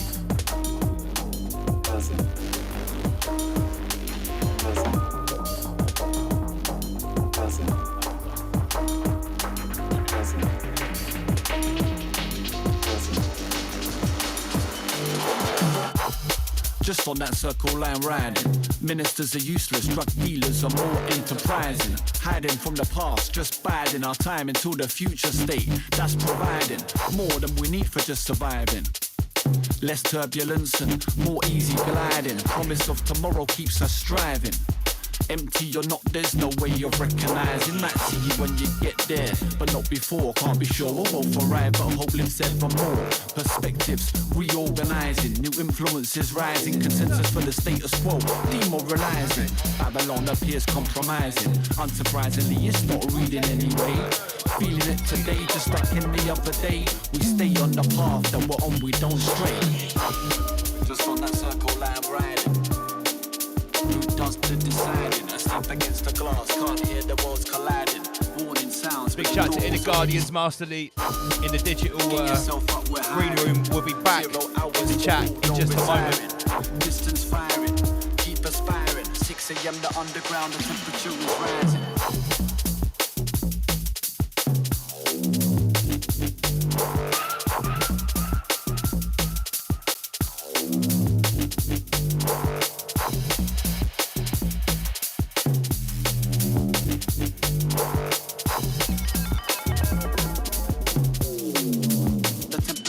rise.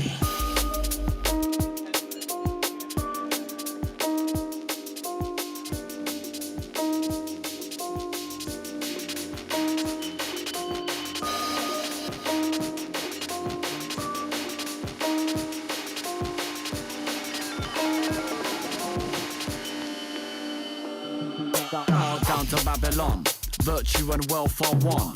Values we were brought up on. Sure, there are examples of days bygone, of acts of charity, but welfare is hard won. Sit on the sums, there's nowhere to run. Chance of progress close to none. Single mums go without so the kids can have some. We can still tell them they're scum. Down to Babylon, virtue and wealth are one.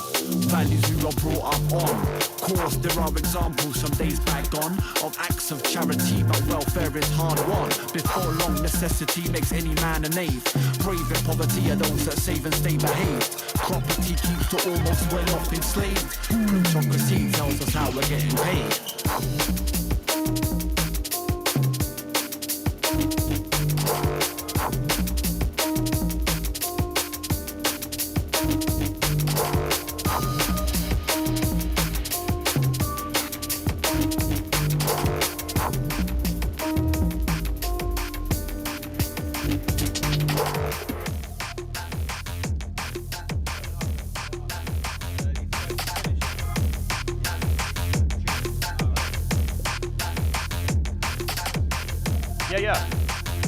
Yeah, big up Oma Beats on the set. Absolutely spectacular.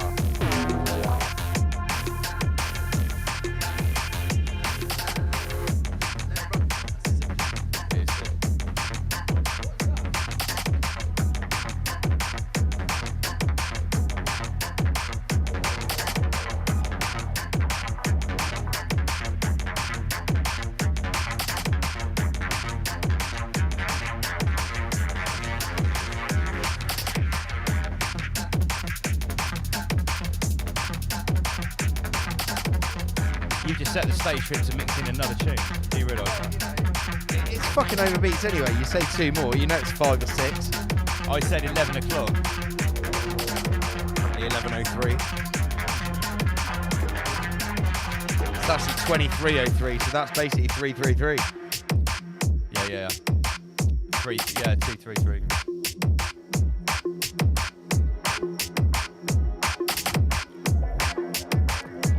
Okay.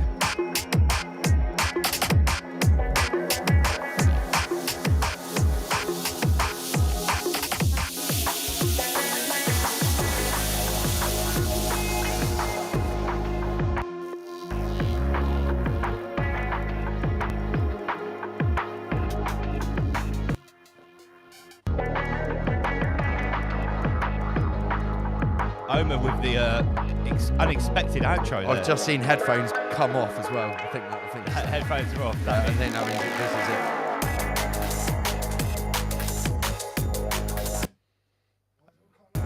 I don't know. I think that means you stop set.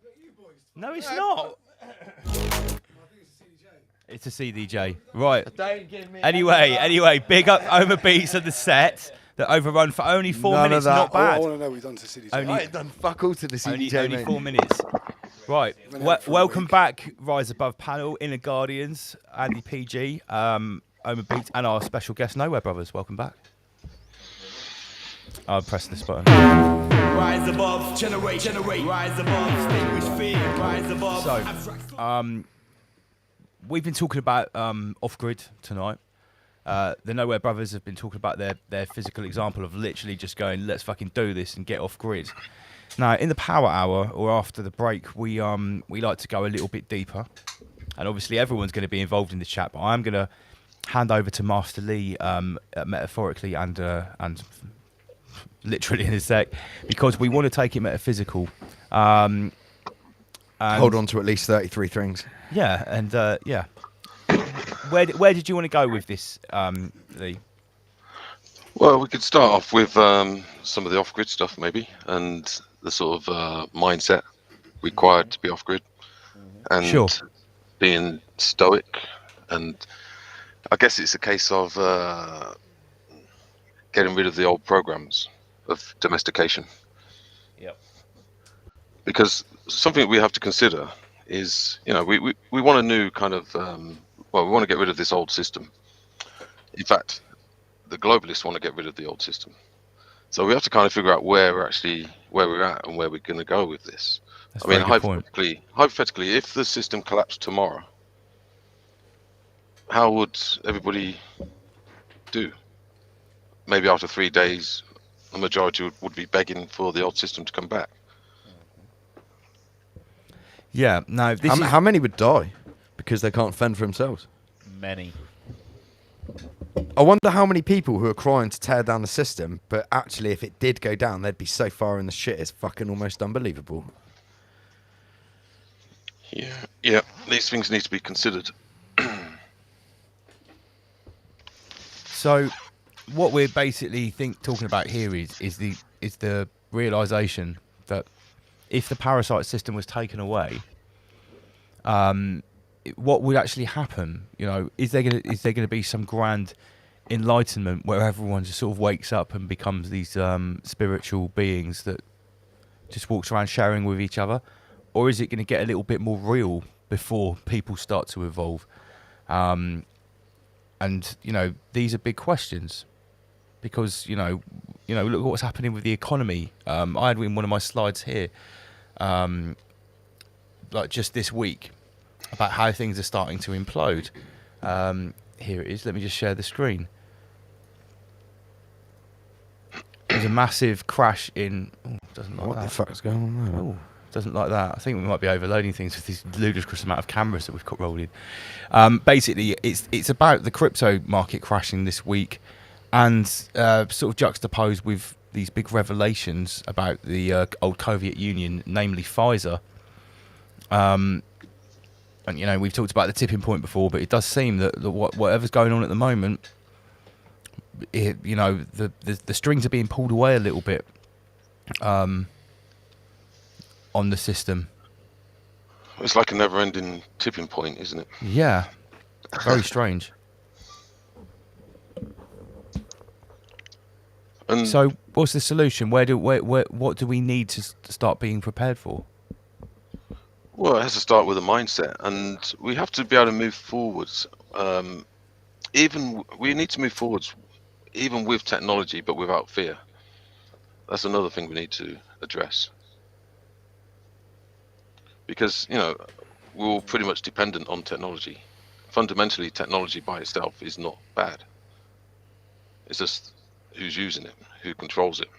Yeah, it's the use. It's the same as everything, isn't it? It's the same as everything. It's not the actual what it is. It's the fucking people doing it. It's the evil that it's doing. But you do realise as well that in Silicon Valley and various other places, Seattle, a lot of these people that are involved with this kind of digital revolution, they're actually involved in esoteric groups and occult schools, mystery schools. And there is a percentage of them that are trying to figure out how they can actually bring in this new kind of technology, but with morals. So they're trying to actually develop a moral interface that will act as a membrane that will block bad things and allow good things. Right. Is that what you were talking about when you were putting the message in our private group about how it's quite easy to basically beat AI? Yeah, it's the same subject. Yeah. So you got teams of people, you got private groups of people that are actually trying to figure out how to protect yourself from what's coming. Also, obviously it's being programmed, so there are certain control interfaces that can be put in place, filters. Just for an example, I remember back in sorry to cut in, Lee. I remember I shared back in, I think it was late 2020, maybe early 21. When there was all the talk about the facial recognition cameras and all that jazz. There's a couple of clothing brands who have come up with, like in a very fast time, a style of clothing which beats the facial recognition. Like the camera can't pick up your face because of the design of the clothes. It's kind of like urban camouflage for the Al Gore cameras Just on that note. That's yeah. There's. I'll try and find the link. I'll try and find it. I'll jamie it now and see if I can get it. Yeah, see if you can jamie it.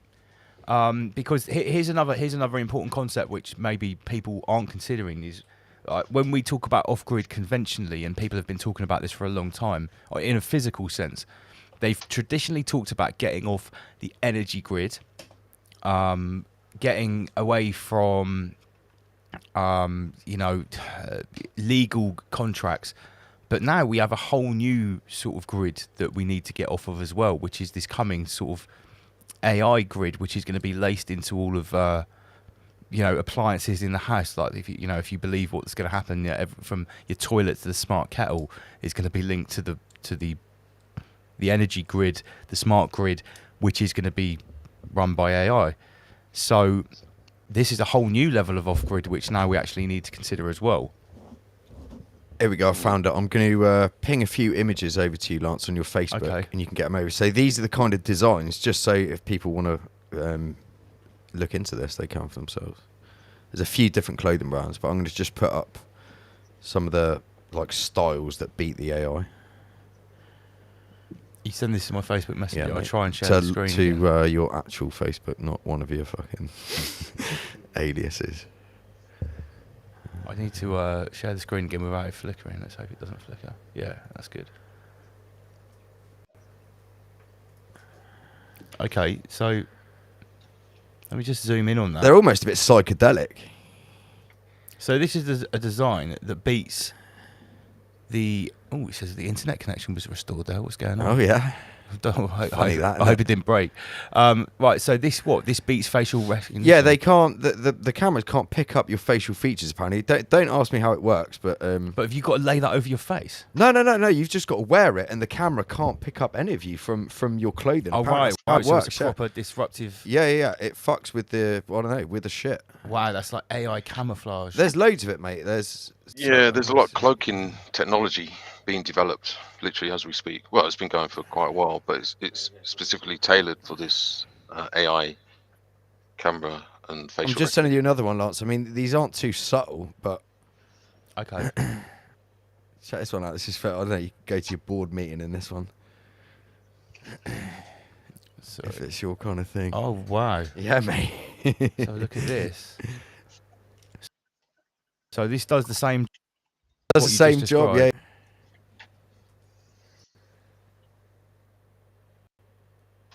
Oh, so it sort of looks a bit like a QR code and probably just scrambles it. Yeah. Oh, wow. See, this looks pretty cool. I'd wear that.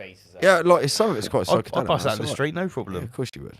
On your skates. Yeah, well, I was actually just thinking about that. And they do hats and stuff as well.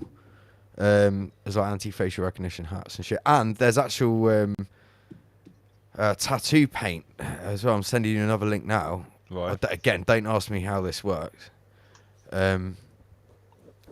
But there's a company making some special face, but I'm not sure if it's the actual paint itself or like the pattern it's in. I'm not sure. Just pinging it over now. There you go. It's on your Facebook. Oh, okay. From Zuckerberg. Not too sure on the hairstyles, but this is people sort of look like that in like old school future view, like science fiction movies. Well, there you go. That might be why. In fact, they looked exactly like that. This is like fucking Total Recall. Yeah, very interesting. So yeah, a whole new type of off-grid to potentially think about is to be getting your face off of cameras. Because let's be honest, there's going to be some people who stay in the Schwab cities, but they still don't want to be in the system. So this is going to be the people that are wearing this stuff. Actually, on the subject of AI, I think I've got one or two interesting videos, right? Now, talk about predictive programming. Do you remember the film Chucky? Yeah, mate, yeah. Child's Play, or whatever, right? Check this out. Wanna hang out, yeah, sounds like fun. It's nice to have a friend. Megan! It's nice to have a friend.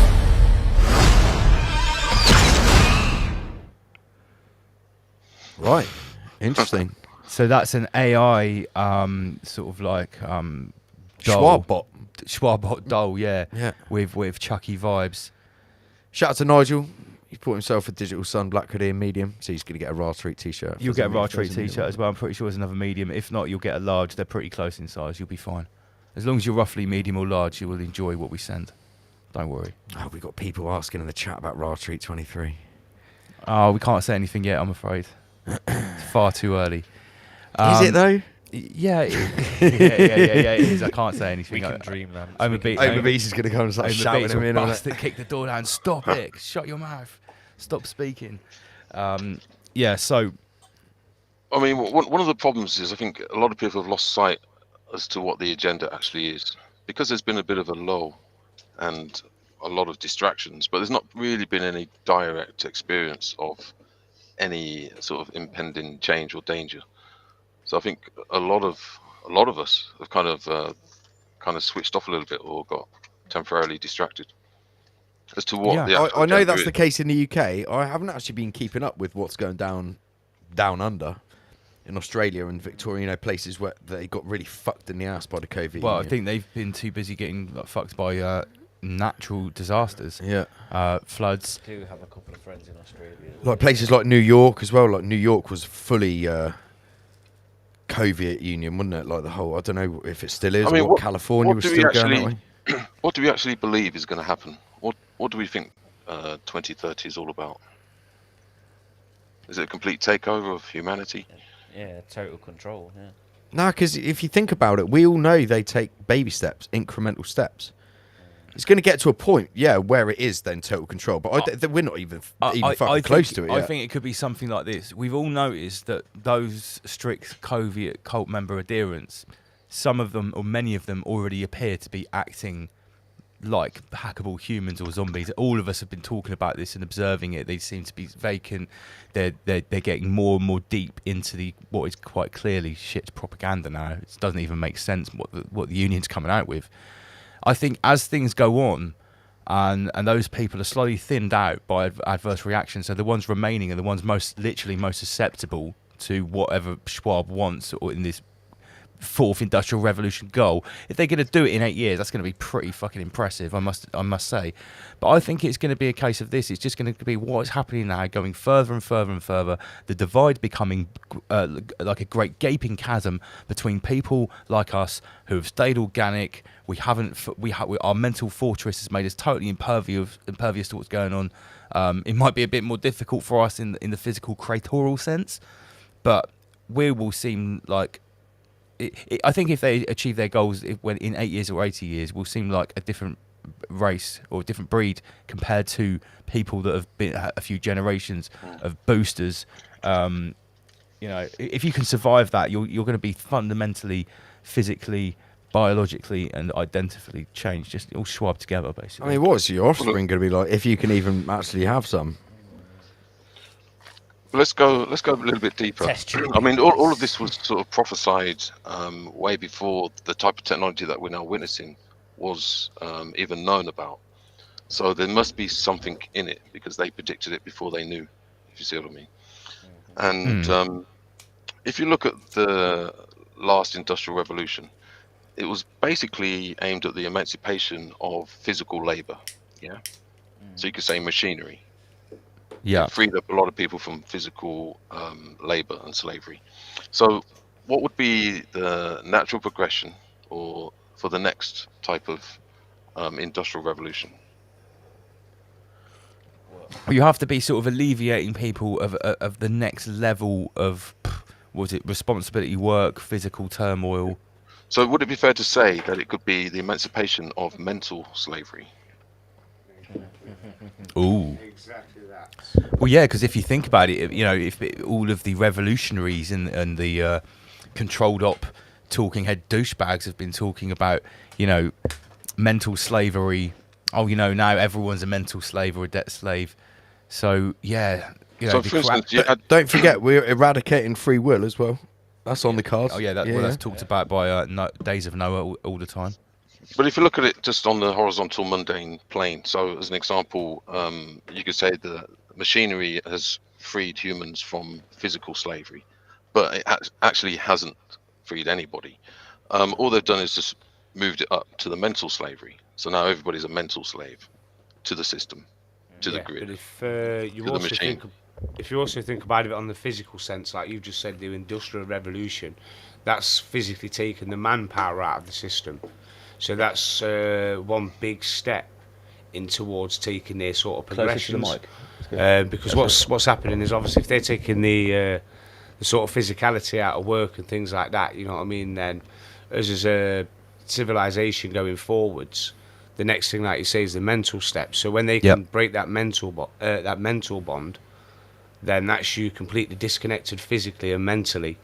Yeah. So then you are literally, with the current agenda, if you surrender to that, then you are literally going to become a soulless being, just a sack of skin, and that's when the digital interface is going to take over. Well, it goes a step further, and I'm going forwards, but I'm actually going backwards. So what I'm talking about is what was spoken of in around about 1920 or something, yeah, with the occult groups, mystery schools. Now, you could say that the denying force would be described now as mechanical occultism, okay, or machine occultism. They spoke of this way back then. Yeah, Steiner spoke about this. Yeah, so now you've kind of got what you could call digital occultists, okay? So their job is to basically make the ability to think redundant, okay? But it doesn't just stop there, because in order to sever humanity from having a soul, you have to intercept the food chain. No, it doesn't matter how you look at it, whichever direction, Yes. it always comes back to the food chain. Now, I'll explain. I'm not necessarily saying that this is exactly what I believe, but this is what others believe. And I would definitely put money on it that those behind the agendas definitely believe this. Okay, so if you look at the human's physical body is actually in tune with the mineral world. Okay, so your physical body is dying. Okay, it cannot live forever. Your physical body will die. The only thing that keeps it alive is the light body, and the light body is connected to the plant kingdom or the plant realm. So what I'm talking about now is, and you got to kind of open your mind and get your head around it a little bit with regards to what I'm saying, because people generally don't speak like this on a day-to-day basis. You could say that. We tend to assume we just got one body, one mind, one emotions or whatever, yeah. But there's actually, you got to look at yourself as some kind of like an onion. So there's layers to each aspect of your existence. Yeah. So for instance, if you take just the physical body, it's linked to the mineral kingdom. The only real way that you can get your head around this is to actually have a real understanding that you are the realm and the realm is you. So whatever you look at within the realm is actually yourself. So what is that? So if you analyze the soil, there is seven components to soil, and when you break down the body is made up of exactly the seven same components. Yeah, so there's always a correlation between the physical person and the realm that you're living in. So basically, we are the realm is us. Mm-hmm. Now, without going into too much detail, because you can get lost in this, I tend to simplify it. And there's many different mystery schools, esoteric schools that will say it slightly differently. Some will say it very in a complex way, and others make it more simple. I always believe it's better to go for the simple, especially at the moment, because time is not on our side. Mm-hmm. So we need to kind of get up to speed with what is actually taking place, and the people behind the agenda, what they actually what they believe and what they are trying to do. So as an example, the physical body is linked to the mineral kingdom. Now, if you look at the mineral world, it doesn't really grow. It just sits there, yeah. When you look at the plant kingdom, it's always growing, okay? Mm-hmm. But how does it grow? It grows through light and photosynthesis. Yep. So you could say that would be the correlation between your light body and the light or the photosynthesis of the plant world. Yes. Now, if you combine the mineral world with the plant world, it balances out. So if you compare your body, your physical body, which is going to perish and die, the only thing that keeps it alive is the light body. Now, this will explain why when you take certain herbs, certain medicines, certain even mushrooms, what happens? You become more illuminated. There's a type of life. And then what else happens? You see a whole different world. Now, in the esoteric schools, they actually say, at the moment, humanity is very low in light and very strong in minerals. So basically, it's very materialistic. Yes. Now, because everybody's materialistic, that means that any kind of light world or spiritual world shrinks. So this is why, generally speaking, people are very mundane. They see a car, that's a car. They see a brick, that's a brick. They see a house, that's a house. I've seen it with friends. Yeah. So yeah. Yeah, there's a lot that are stuck in this three-dimensional physicality. Yeah. Yeah, and you could say when we didn't have all this kind of focus on materialism, life was different. So people 200, 300, 400, 1,000 years ago would have and experience and witness a completely different reality. It would be way more spiritual. They would actually see angelic beings. They would have seraphims. They would have devils and Exactly. angels. These stories didn't come from nowhere. But why do you think that is such a But we threat did. to the powers that be?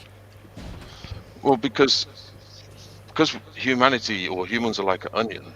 In order to go through the bodies, through the membranes, they all have to be fed, and they all have to be nurtured.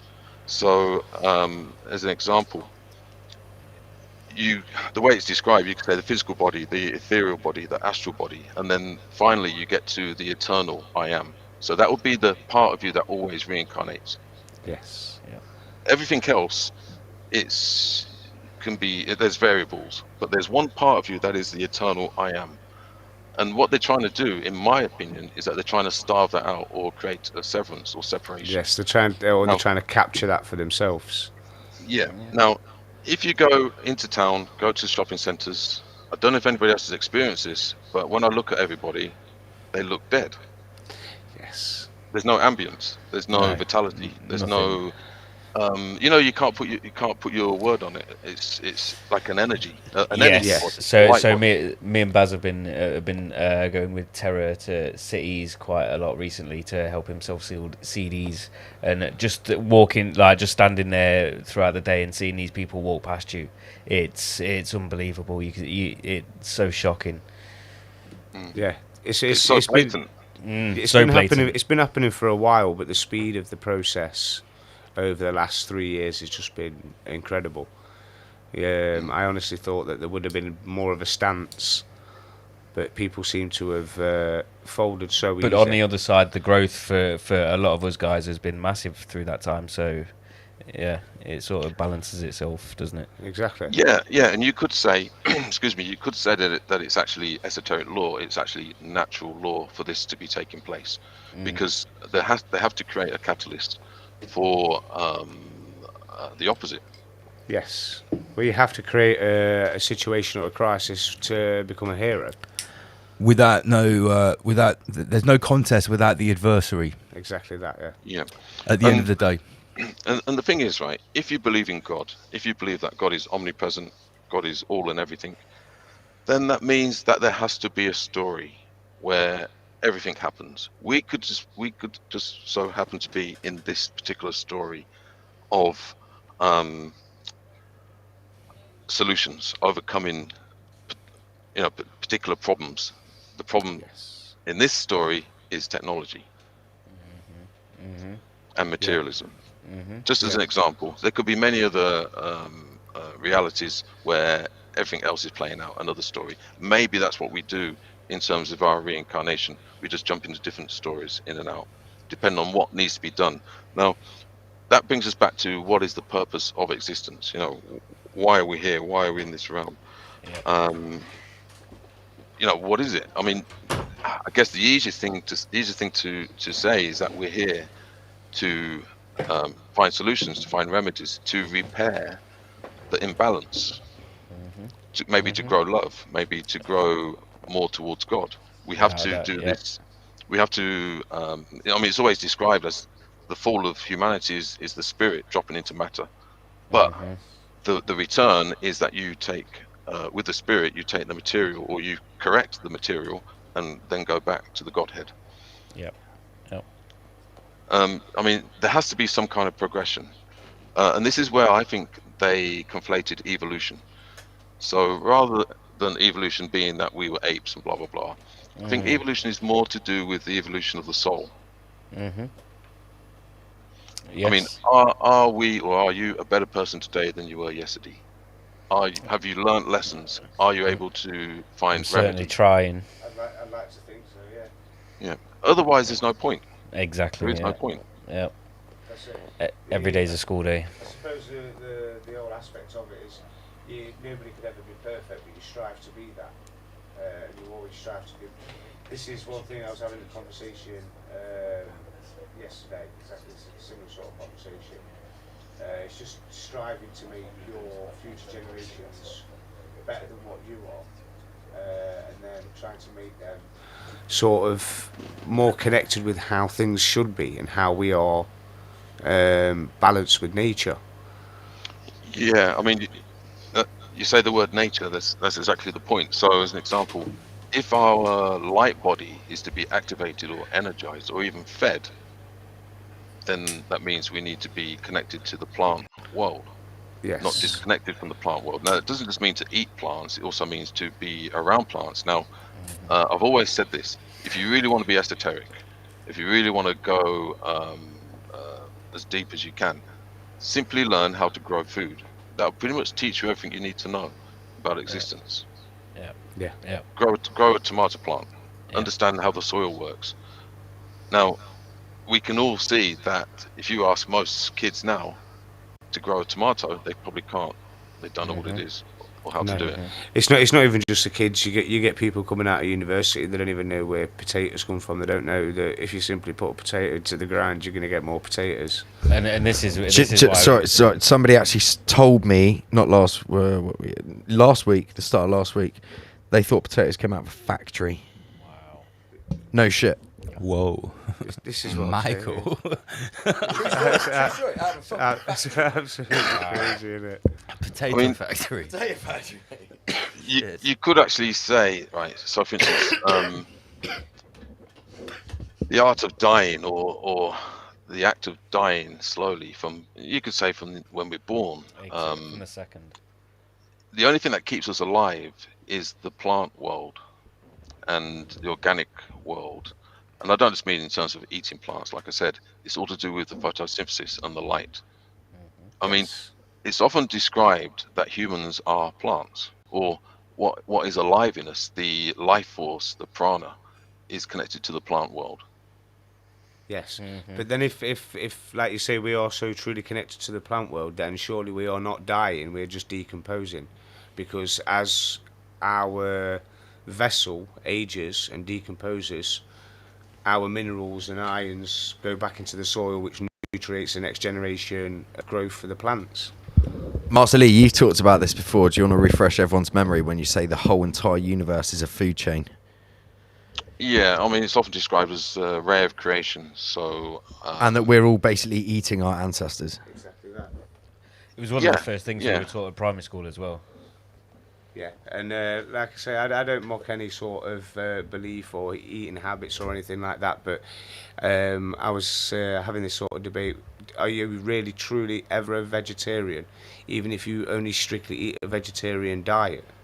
Because everything decomposes into the soil, which then becomes the same matter to create the life that you're feeding upon anyway. Do you remember Lance Maddox did a massive dig on sewage? And he was talking to this never made it onto the show, but we were chatting in our private WhatsApp group about obviously everyone that's had the Britney Spears tour is then you know excreting fucking bodily fluids in whatever form, and that's going into the sewage, proteins, and then they're they're feeding the fucking crops with human Well, sewage. not only and that, shit like like Bill Gates boasts about this water I'm drinking is made from poop. Yeah, yeah. So like if he's drinking that, you know that we've already been drinking it. Yeah, and the nano particles, all of that kind of stuff. They've probably managed to filter out just enough shit, but just enough Ike protein to make it viable. Like, yeah, I'll put a fucking Gates stamp on that. Don't forget, they 100 miles an hour. when this was in the plan, fucking how many decades, 100 centuries ago, whatever. They would have accounted for people like us who aren't going to take it and aren't going to play ball and stay organic. Yeah, so they're going to try and get us one way or another. You've talked before about breathing in the smart dust. Yeah, well... I mean, whereas some people have just gone straight up and injected it to themselves. The thing is, me and Omar did this research many, many years ago that we told about. We told it to all of our mates that were already onto this stuff. Stop muting me. And they all got really adverse to it. And if Omar's listening, he'll remember this. We found out about basically the nanotechnology and the smart dust that's been around since the mid to early 90s. And this is all out there. You can read all about it. It's been not just in food packaging, but it's also been in the actual food and the production of not just processed food. This isn't the kind of stuff you could avoid. This is the kind of base layer oils and precursor cooking methods for every essence. The essence, cooking essence. Yeah, basically, those type of like chemicals and things they use in the cooking essence in every type of factory. It was the kind of thing that would be in the whole food chain, and it was in everything. So we've already been laced with nanoparticles and nanotechnology for a very long time. Well, the thing that's is, probably why cancer is just going through the roof. If you zoom out on this whole subject, right, and this is going to be quite tricky or difficult for some people to swallow. If we zoom right out, at some point we have to ask the question, has all this been allowed by the Creator? Think about it. And if so, why?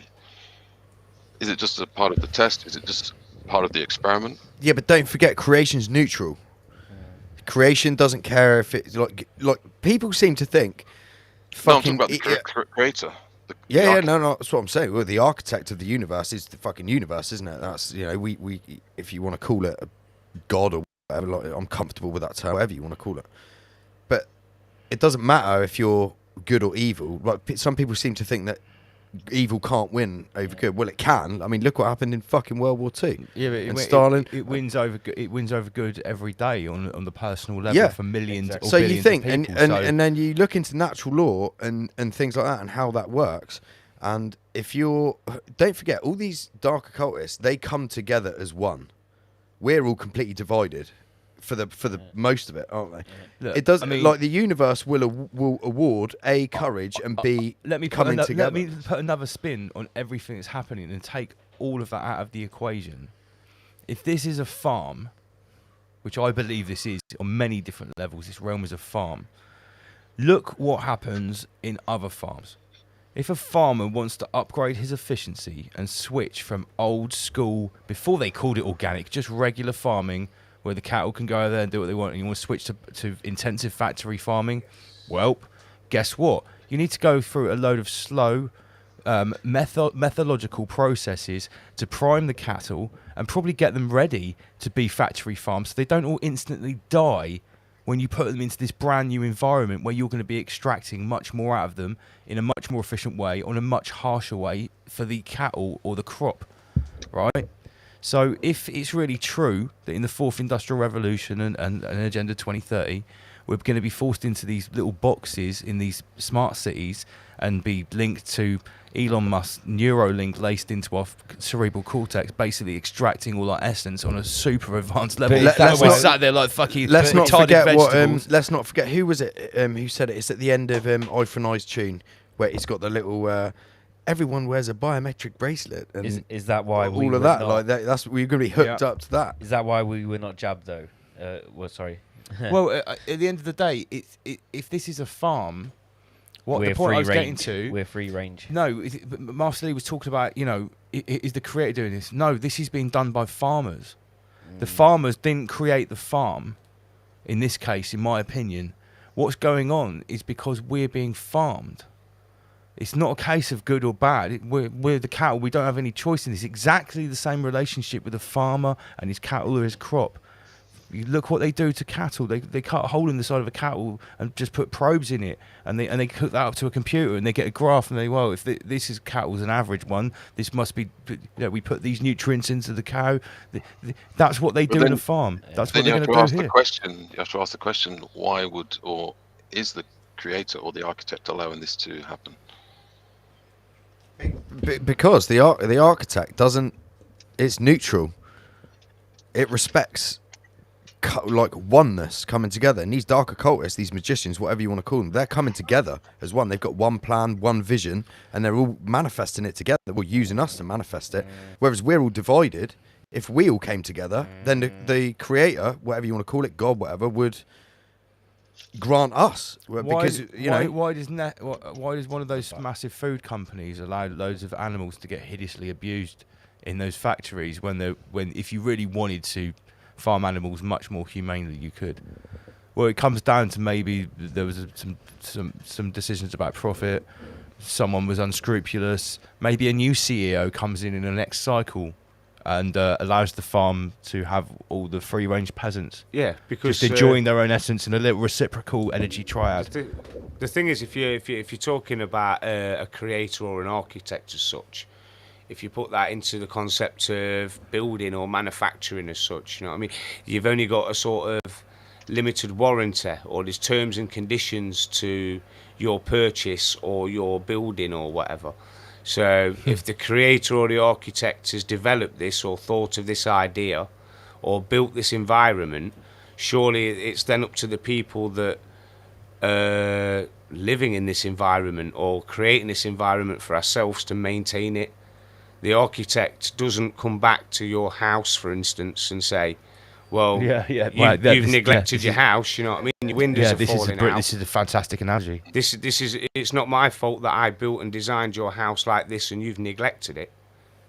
So is it a case of not that he's washing his hands and he's not taking responsibility, or there's no accountability? Is it just a case of that with the current situation, people are losing the connection to the soul and the spirituality, so there's only a certain few that are going to be able to accept this and see this and benefit from the spirituality side of it?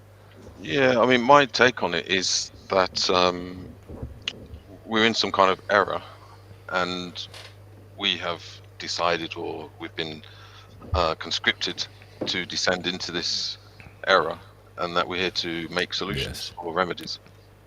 Yes. On a day-to-day, moment-by-moment, lifetime, timeline. Yeah. I think if we didn't all have an innate feeling of that, we probably wouldn't all be sat here, putting the time into doing the show that we do. Exactly. Yeah.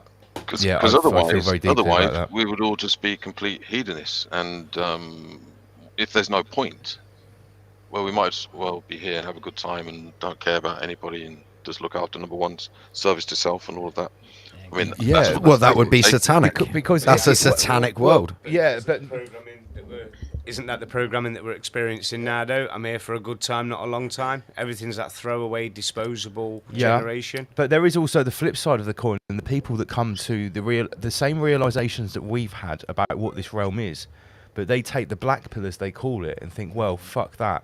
If this, I'm living in some sort of like dark Luciferian energy harvesting loose factory. Farm. Fuck You're that. living in a fucking farm. Let's just let loose and enjoy it. But plus that, I'm living at the end of this cycle where it looks like everyone's about to get like double Matrix butt fucked. Yeah, but I've got to just eat, Lance. I'll put a theory out there. You can get it on tick now with like Klarna Pay or something. I'll put a theory out there. I've literally just come up with this now. It's not what I think. It's just a theory. We bring everything to the table. So we talk about the Great Reset, yeah? And then we talk about the physical reset, like that John Levi talks about, with the fucking raining bricks and mortar and, just the physical world, like burning of some... Like the Phoenix absolutely cataclysmic event. Then the simulacrum was formed. So maybe... Yeah, that. So let's think about this. So maybe if the world gets too evil then that's when nature steps in, or the architect steps in, That's and that's what- when listen, the physical reset comes what around. That's what Brashear says. He says basically that Phoenix is worked out that 138 years is like the optimum span to clean out the parasite. So maybe what I'm getting at is, so maybe the architect gives everyone a chance, sees how fucked up they let the world go, then he cleans it again, or she cleans it again, and then you get another chance and see how. What if the architect is AI? Yeah, exactly. Yeah. What they're going to have their own sort of demolition crew to come and do the cleanup work. Well, maybe that's what these physical resets are. Maybe fuck. Maybe that's what we are. Exactly, but maybe obviously we're not the first sort of generation to encounter this. No. So obviously, as these battles continue, is it a case of obviously one side has to develop more and better than the other? You know what I mean? So I think it's more like the pendulum probably swings from left to right. Exactly. We're going through this rail rotates in cycles, in counter rotation Solomon spirals. It's all cyclical. It's all a cycle. So maybe we get however long the distance of quote unquote time is before the next physical reset, maybe that's the time allocated to humanity to see if we can live fucking in peace with nature. We've all heard of this very famous adage: bad times create strong men create good times. Yeah, we've all heard about that one. Yeah, weak men create shit times, etc., etc. Well, if it's really true that we're going through this metaphysical and physical realm cycle, which is also linked to our own cycles as well.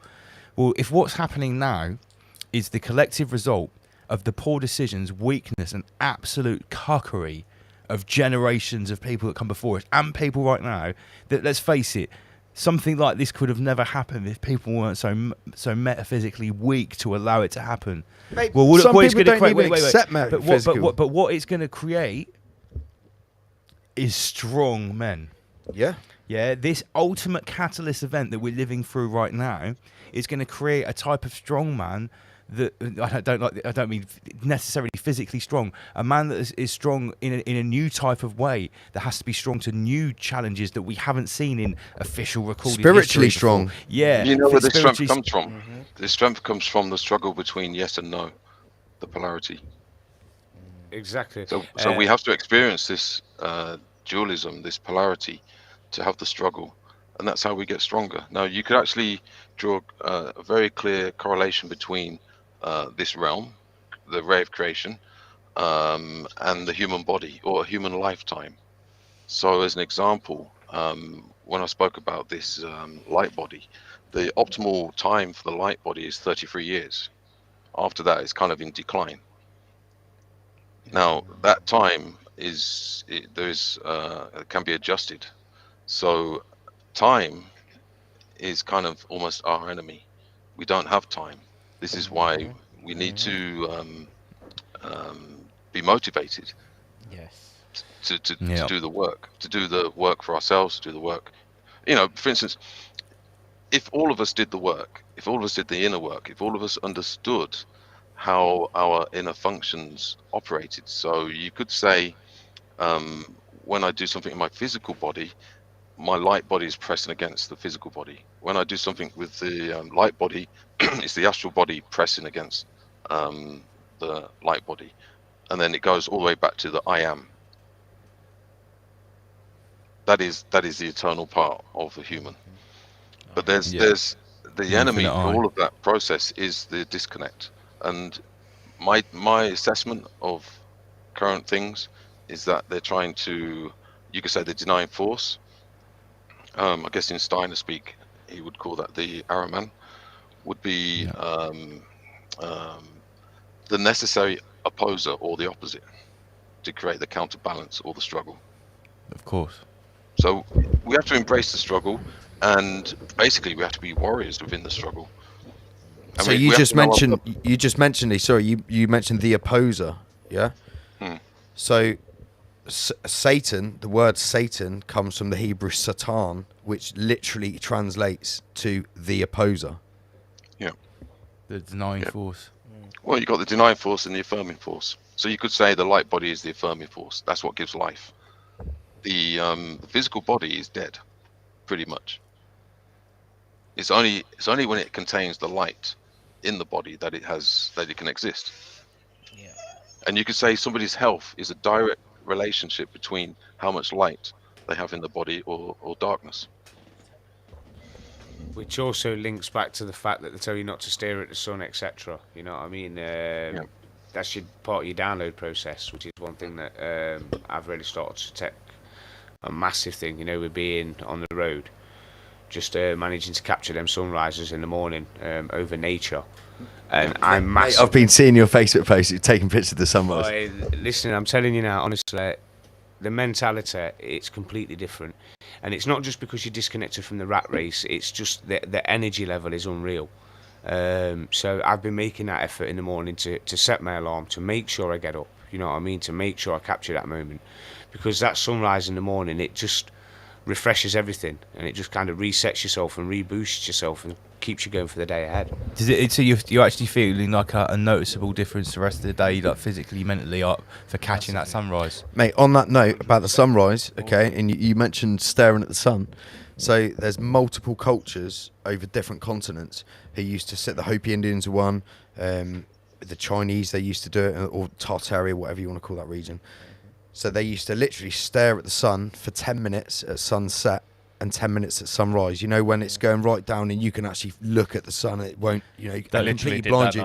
And they used to swear that was where they used to get their strength and energy from. Yeah. It's from staring at the sun. Don't look at the sun. At those specific times when it's just rising and just going to bed. Well, something that we have to factor in, and this is very useful to navigate your way through life, is that if you try to look at existence as nature, in terms of the mineral, plant, animal, and whatever else is above, in terms of that, rather than things like good, bad, the devil, saviors, and things like that, we have to basically understand that we need the physical realm, or else we wouldn't be here. So it's very dangerous to kind of say that the physical realm or the material world is bad, and that we should be all light, love and light. And this is, you could say, this is what the Luciferian trick is when you start to despise the material world and you think light is only good. It's the key to it all is the balance between the two. Of course. So you could say, as an example, and not only that, but also it has to be in context. So if your blood was hard like bone, it's a problem. If your bones were fluid like blood, it's a problem. But what you need is strong bones and fluid blood. Then it's okay. So as long as you've got everything in balance, like you've got your material world in check, your light body in check, then when those two are in balance, that gives you access to the higher bodies like the astral, and then ultimately the I am. Now, when you've got them all synchronized, then you get the flow from the source. I was just about to mention and the flow growth as well. Honestly, I was just about to mention flow. Yeah. I would say that people that have received this particular Britney Spears tour are going to have their flow severely blocked. And what are we seeing? What is the side effect or consequence? Yes. You're having the... It's the clotting. Yes, exactly that. It's the clotting of the blood. Yeah. So it's all there, you know, it's all there. If you kind of look at nature, it kind of tells you all you need to know. And we don't really need to sort of look at things as satanic or so on and so forth. Just look at nature. Yes, because there's a lot of theories about mountains being petrified stones and things like that. So when you go to the flow of life and the energy that flows through the earth, if that's been corrupted or damaged or manipulated, there's a good chance that could have been killed off. So there's a very good comparison to that theory to the theory of the human body. Yeah, and also it's Especially very, very after the useful is that we don't kind of have this separation between the realm and us. We are the realm, and the realm is us. The realm is a direct mirror reflection of who we are, and vice versa. And that has to be respected. Now, when you start to view your existence in that way, guess what? Reality does change. Your relationship with reality changes. there's no longer that separation. There's no longer that ignorance. So what you're saying is, Lee, with the realm being a mirror. So every time you come into hardship, every time you come into an argument with someone, a physical altercation, something like that, that should be a lesson you take upon yourself if it's a mirror image. Yeah, and also that kind of brings us to the sort of behaviors, the rituals that humans would have before organized religion. They would be far more sort of pagan in terms of the connectivity with nature. For the most part, See that word no, go on, Lee, sorry, go on. No, I thought you finished. No, go on. No, for the most part, one of the things that's damaged humans the most is this concept of organized religion, where it's kind of like you have to hate this place because it's like some kind of purgatory or hellhole, and you have to escape as quickly as possible. Well, it doesn't necessarily have to be like that. It's only like that if you have a disconnect or a bad relationship. The same with any relationship. If you have a bad relationship, you want to get out of it. Well, if you can actually change the context, then it's not. It actually has a purpose. So take a relationship of a husband and wife or a partnership. It's not always easy. It's not always perfect. There's difficulties. There's arguments. There's disagreements. But ultimately, it's the perfect opportunity for growth. See that word pagan, Lee? That word pagan's been corrupted over centuries, thousands of years, whatever. I mean, like you're talking about pagans being in touch with nature. They are. And like you get dark. I consider myself a pagan, but I'm not a dark pagan. Same as you get dark occultist, like occultist, light occultist. I don't bloodlet to the earth because I think that's how you make the fucking sun rise. That would be a dark pagan. But I worship nature, as in I'm thankful for the fact the fucking sun does rise every day and it can grow our crops and keep us all healthy and light the world and give us light. It's like, so that I would consider myself a pagan, but you know. Sun worship is always is demonised, obviously, by the Christian church. But now, only if you're bloodletting and sucking adrenochrome out of little boys, man. But now, even throughout the truth community, people, sun worshippers, people look at us because obviously of our symbols and Ra, and we get called sun worshippers and Thelemites. Now, well, I'll tell you what, mate. If the sun didn't fucking rise every day, they'd soon be fucking wanting to worship it if it didn't come up. Like, it always made sense to me that sun worship, and I'm not saying that I'm a sun worshipper per se, but it always made sense to me that these ancient forms of worship, these animalistic beliefs and shamanism and looking at the sun and the moon was always much more make sense than these allegorical books. Andy Pagan. Thank you, Auntie Covia. Auntie Covia, can you meme that, right? Can you meme that? Oh, well, that's a good meme. Yeah. I didn't even get onto the memes tonight. We had so much fire chat in the studio. After anyone, including Richard Ryder, that sent me something real interesting, I'll have to save it till next week because it's already midnight. We haven't got time. But Let's get this one back up. What? Oh yeah, sorry. Yeah, let's just address this. So on the left, this is Auntie Covey. It's a They Live remix. Let's just get that one nice and big. If you know what, once is nice, there's actually a proper picture of your face. I'm going to upload some pictures to social media because I'm sick and tired of people using the same fucking photo of my face, right, if they're going to meme me. Sagehead, if you're watching, mate, you missed out on coming to Nowh3r3. I know you were armed with your camera, hoping to fucking whip it out like an assassin's blade and just fucking snap me the whole weekend so you can meme me. I got some good pictures of you last week in the studio. So yeah, I just send them directly to Auntie Covey, I think. But wasn't she the one that, when I put up on our private chat some of the photos from my tree surgery website? You said I was splitting wood with an axe, and you literally sent it over to her within minutes. Someone had memed me chopping Hillary Clinton's fucking head in half with an axe. Within about 33 seconds, it came back. Yeah. So yeah, we didn't really get a chance to look at these tonight, but I had to get these two on the screen. Bill Gates says, I love watching Rise Above every Friday. Sickest live stream in the crater. Look how plain his drink looks. Look at that grey can. Like it's just like dust flavour. Liquid soy.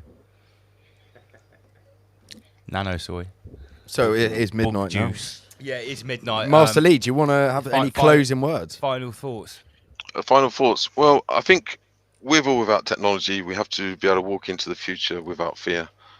And I think, as I always say, we have to go within. We have to do the inner work. We have to kind of question ourselves. We have to explore, you know, who are we? What are we made up of? Are we just one body? Are we many bodies? You know, who am I? Who is the I am? And that's really the direction that we need to be placing our attention. And the thing is, there's plenty of information out there. Just look into the realm. Just look at nature.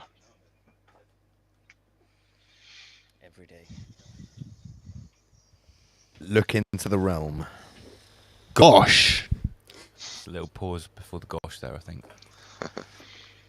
So I just have to address one comment a minute ago. I said I've constantly been accused of being a Thelemite and a Crowleyan worshipper from this. I can't remember who it was, but then this person popped up. Hi Eduardo. He says, where is it? I'm a Thelemite, 93-93-93. Do that wilt is the whole of the law. Nice one. So we have got one Thelemite viewer. Big up Eduardo. Again, there's nothing wrong with studying Thelema. There's nothing wrong with it. Just because Aleister Crowley might have been a bit of a weirdo doesn't mean his book is crap. No, exactly. Fucking hell. It's a very interesting guy if you want to study him. I'm not saying get into and live your life like Aleister Crowley. Jesus Christ, he used to do 6-month-long sex rituals, dark magic sex rituals. What a lightweight. For 6 months long. 33 months. Okay, all right. So we've had an awesome chat tonight with the Nowh3r Brothers. Big shout out to them. Remember, get them on Facebook, the Nowh3r Brothers. We will put some links up. There'll be I'll put it in the Telegram as well. All of our affiliates get maximum exposure here on Rise Above. Big shout out to Master Lee, Inner Guardians, Oma Beats, sat in the green room, and all of the crew locked in. We will be back on Friday. I can't remember what's. And Godvad, shout out to Wim. Guys, check his new video out. It's out. It's live. As soon as I've got all these peasants out of the studio, I'm literally building up a fat one and putting on Godvad. You better believe it. Guys, we will be back on Friday. I can't remember who the guest is. Sam Carno, if he's really quick, might tell us who next week's guest is. He might actually. I think I came up with the idea. He might remind me. Anyway, guys, we'll see you on Friday at 9 p.m. It's Rise Above. Stay safe out and the crater. Massive appreciation. Rise above. Rise above. Rise above. Generate. Rise above. Extinguish fear. Rise above. Abstract.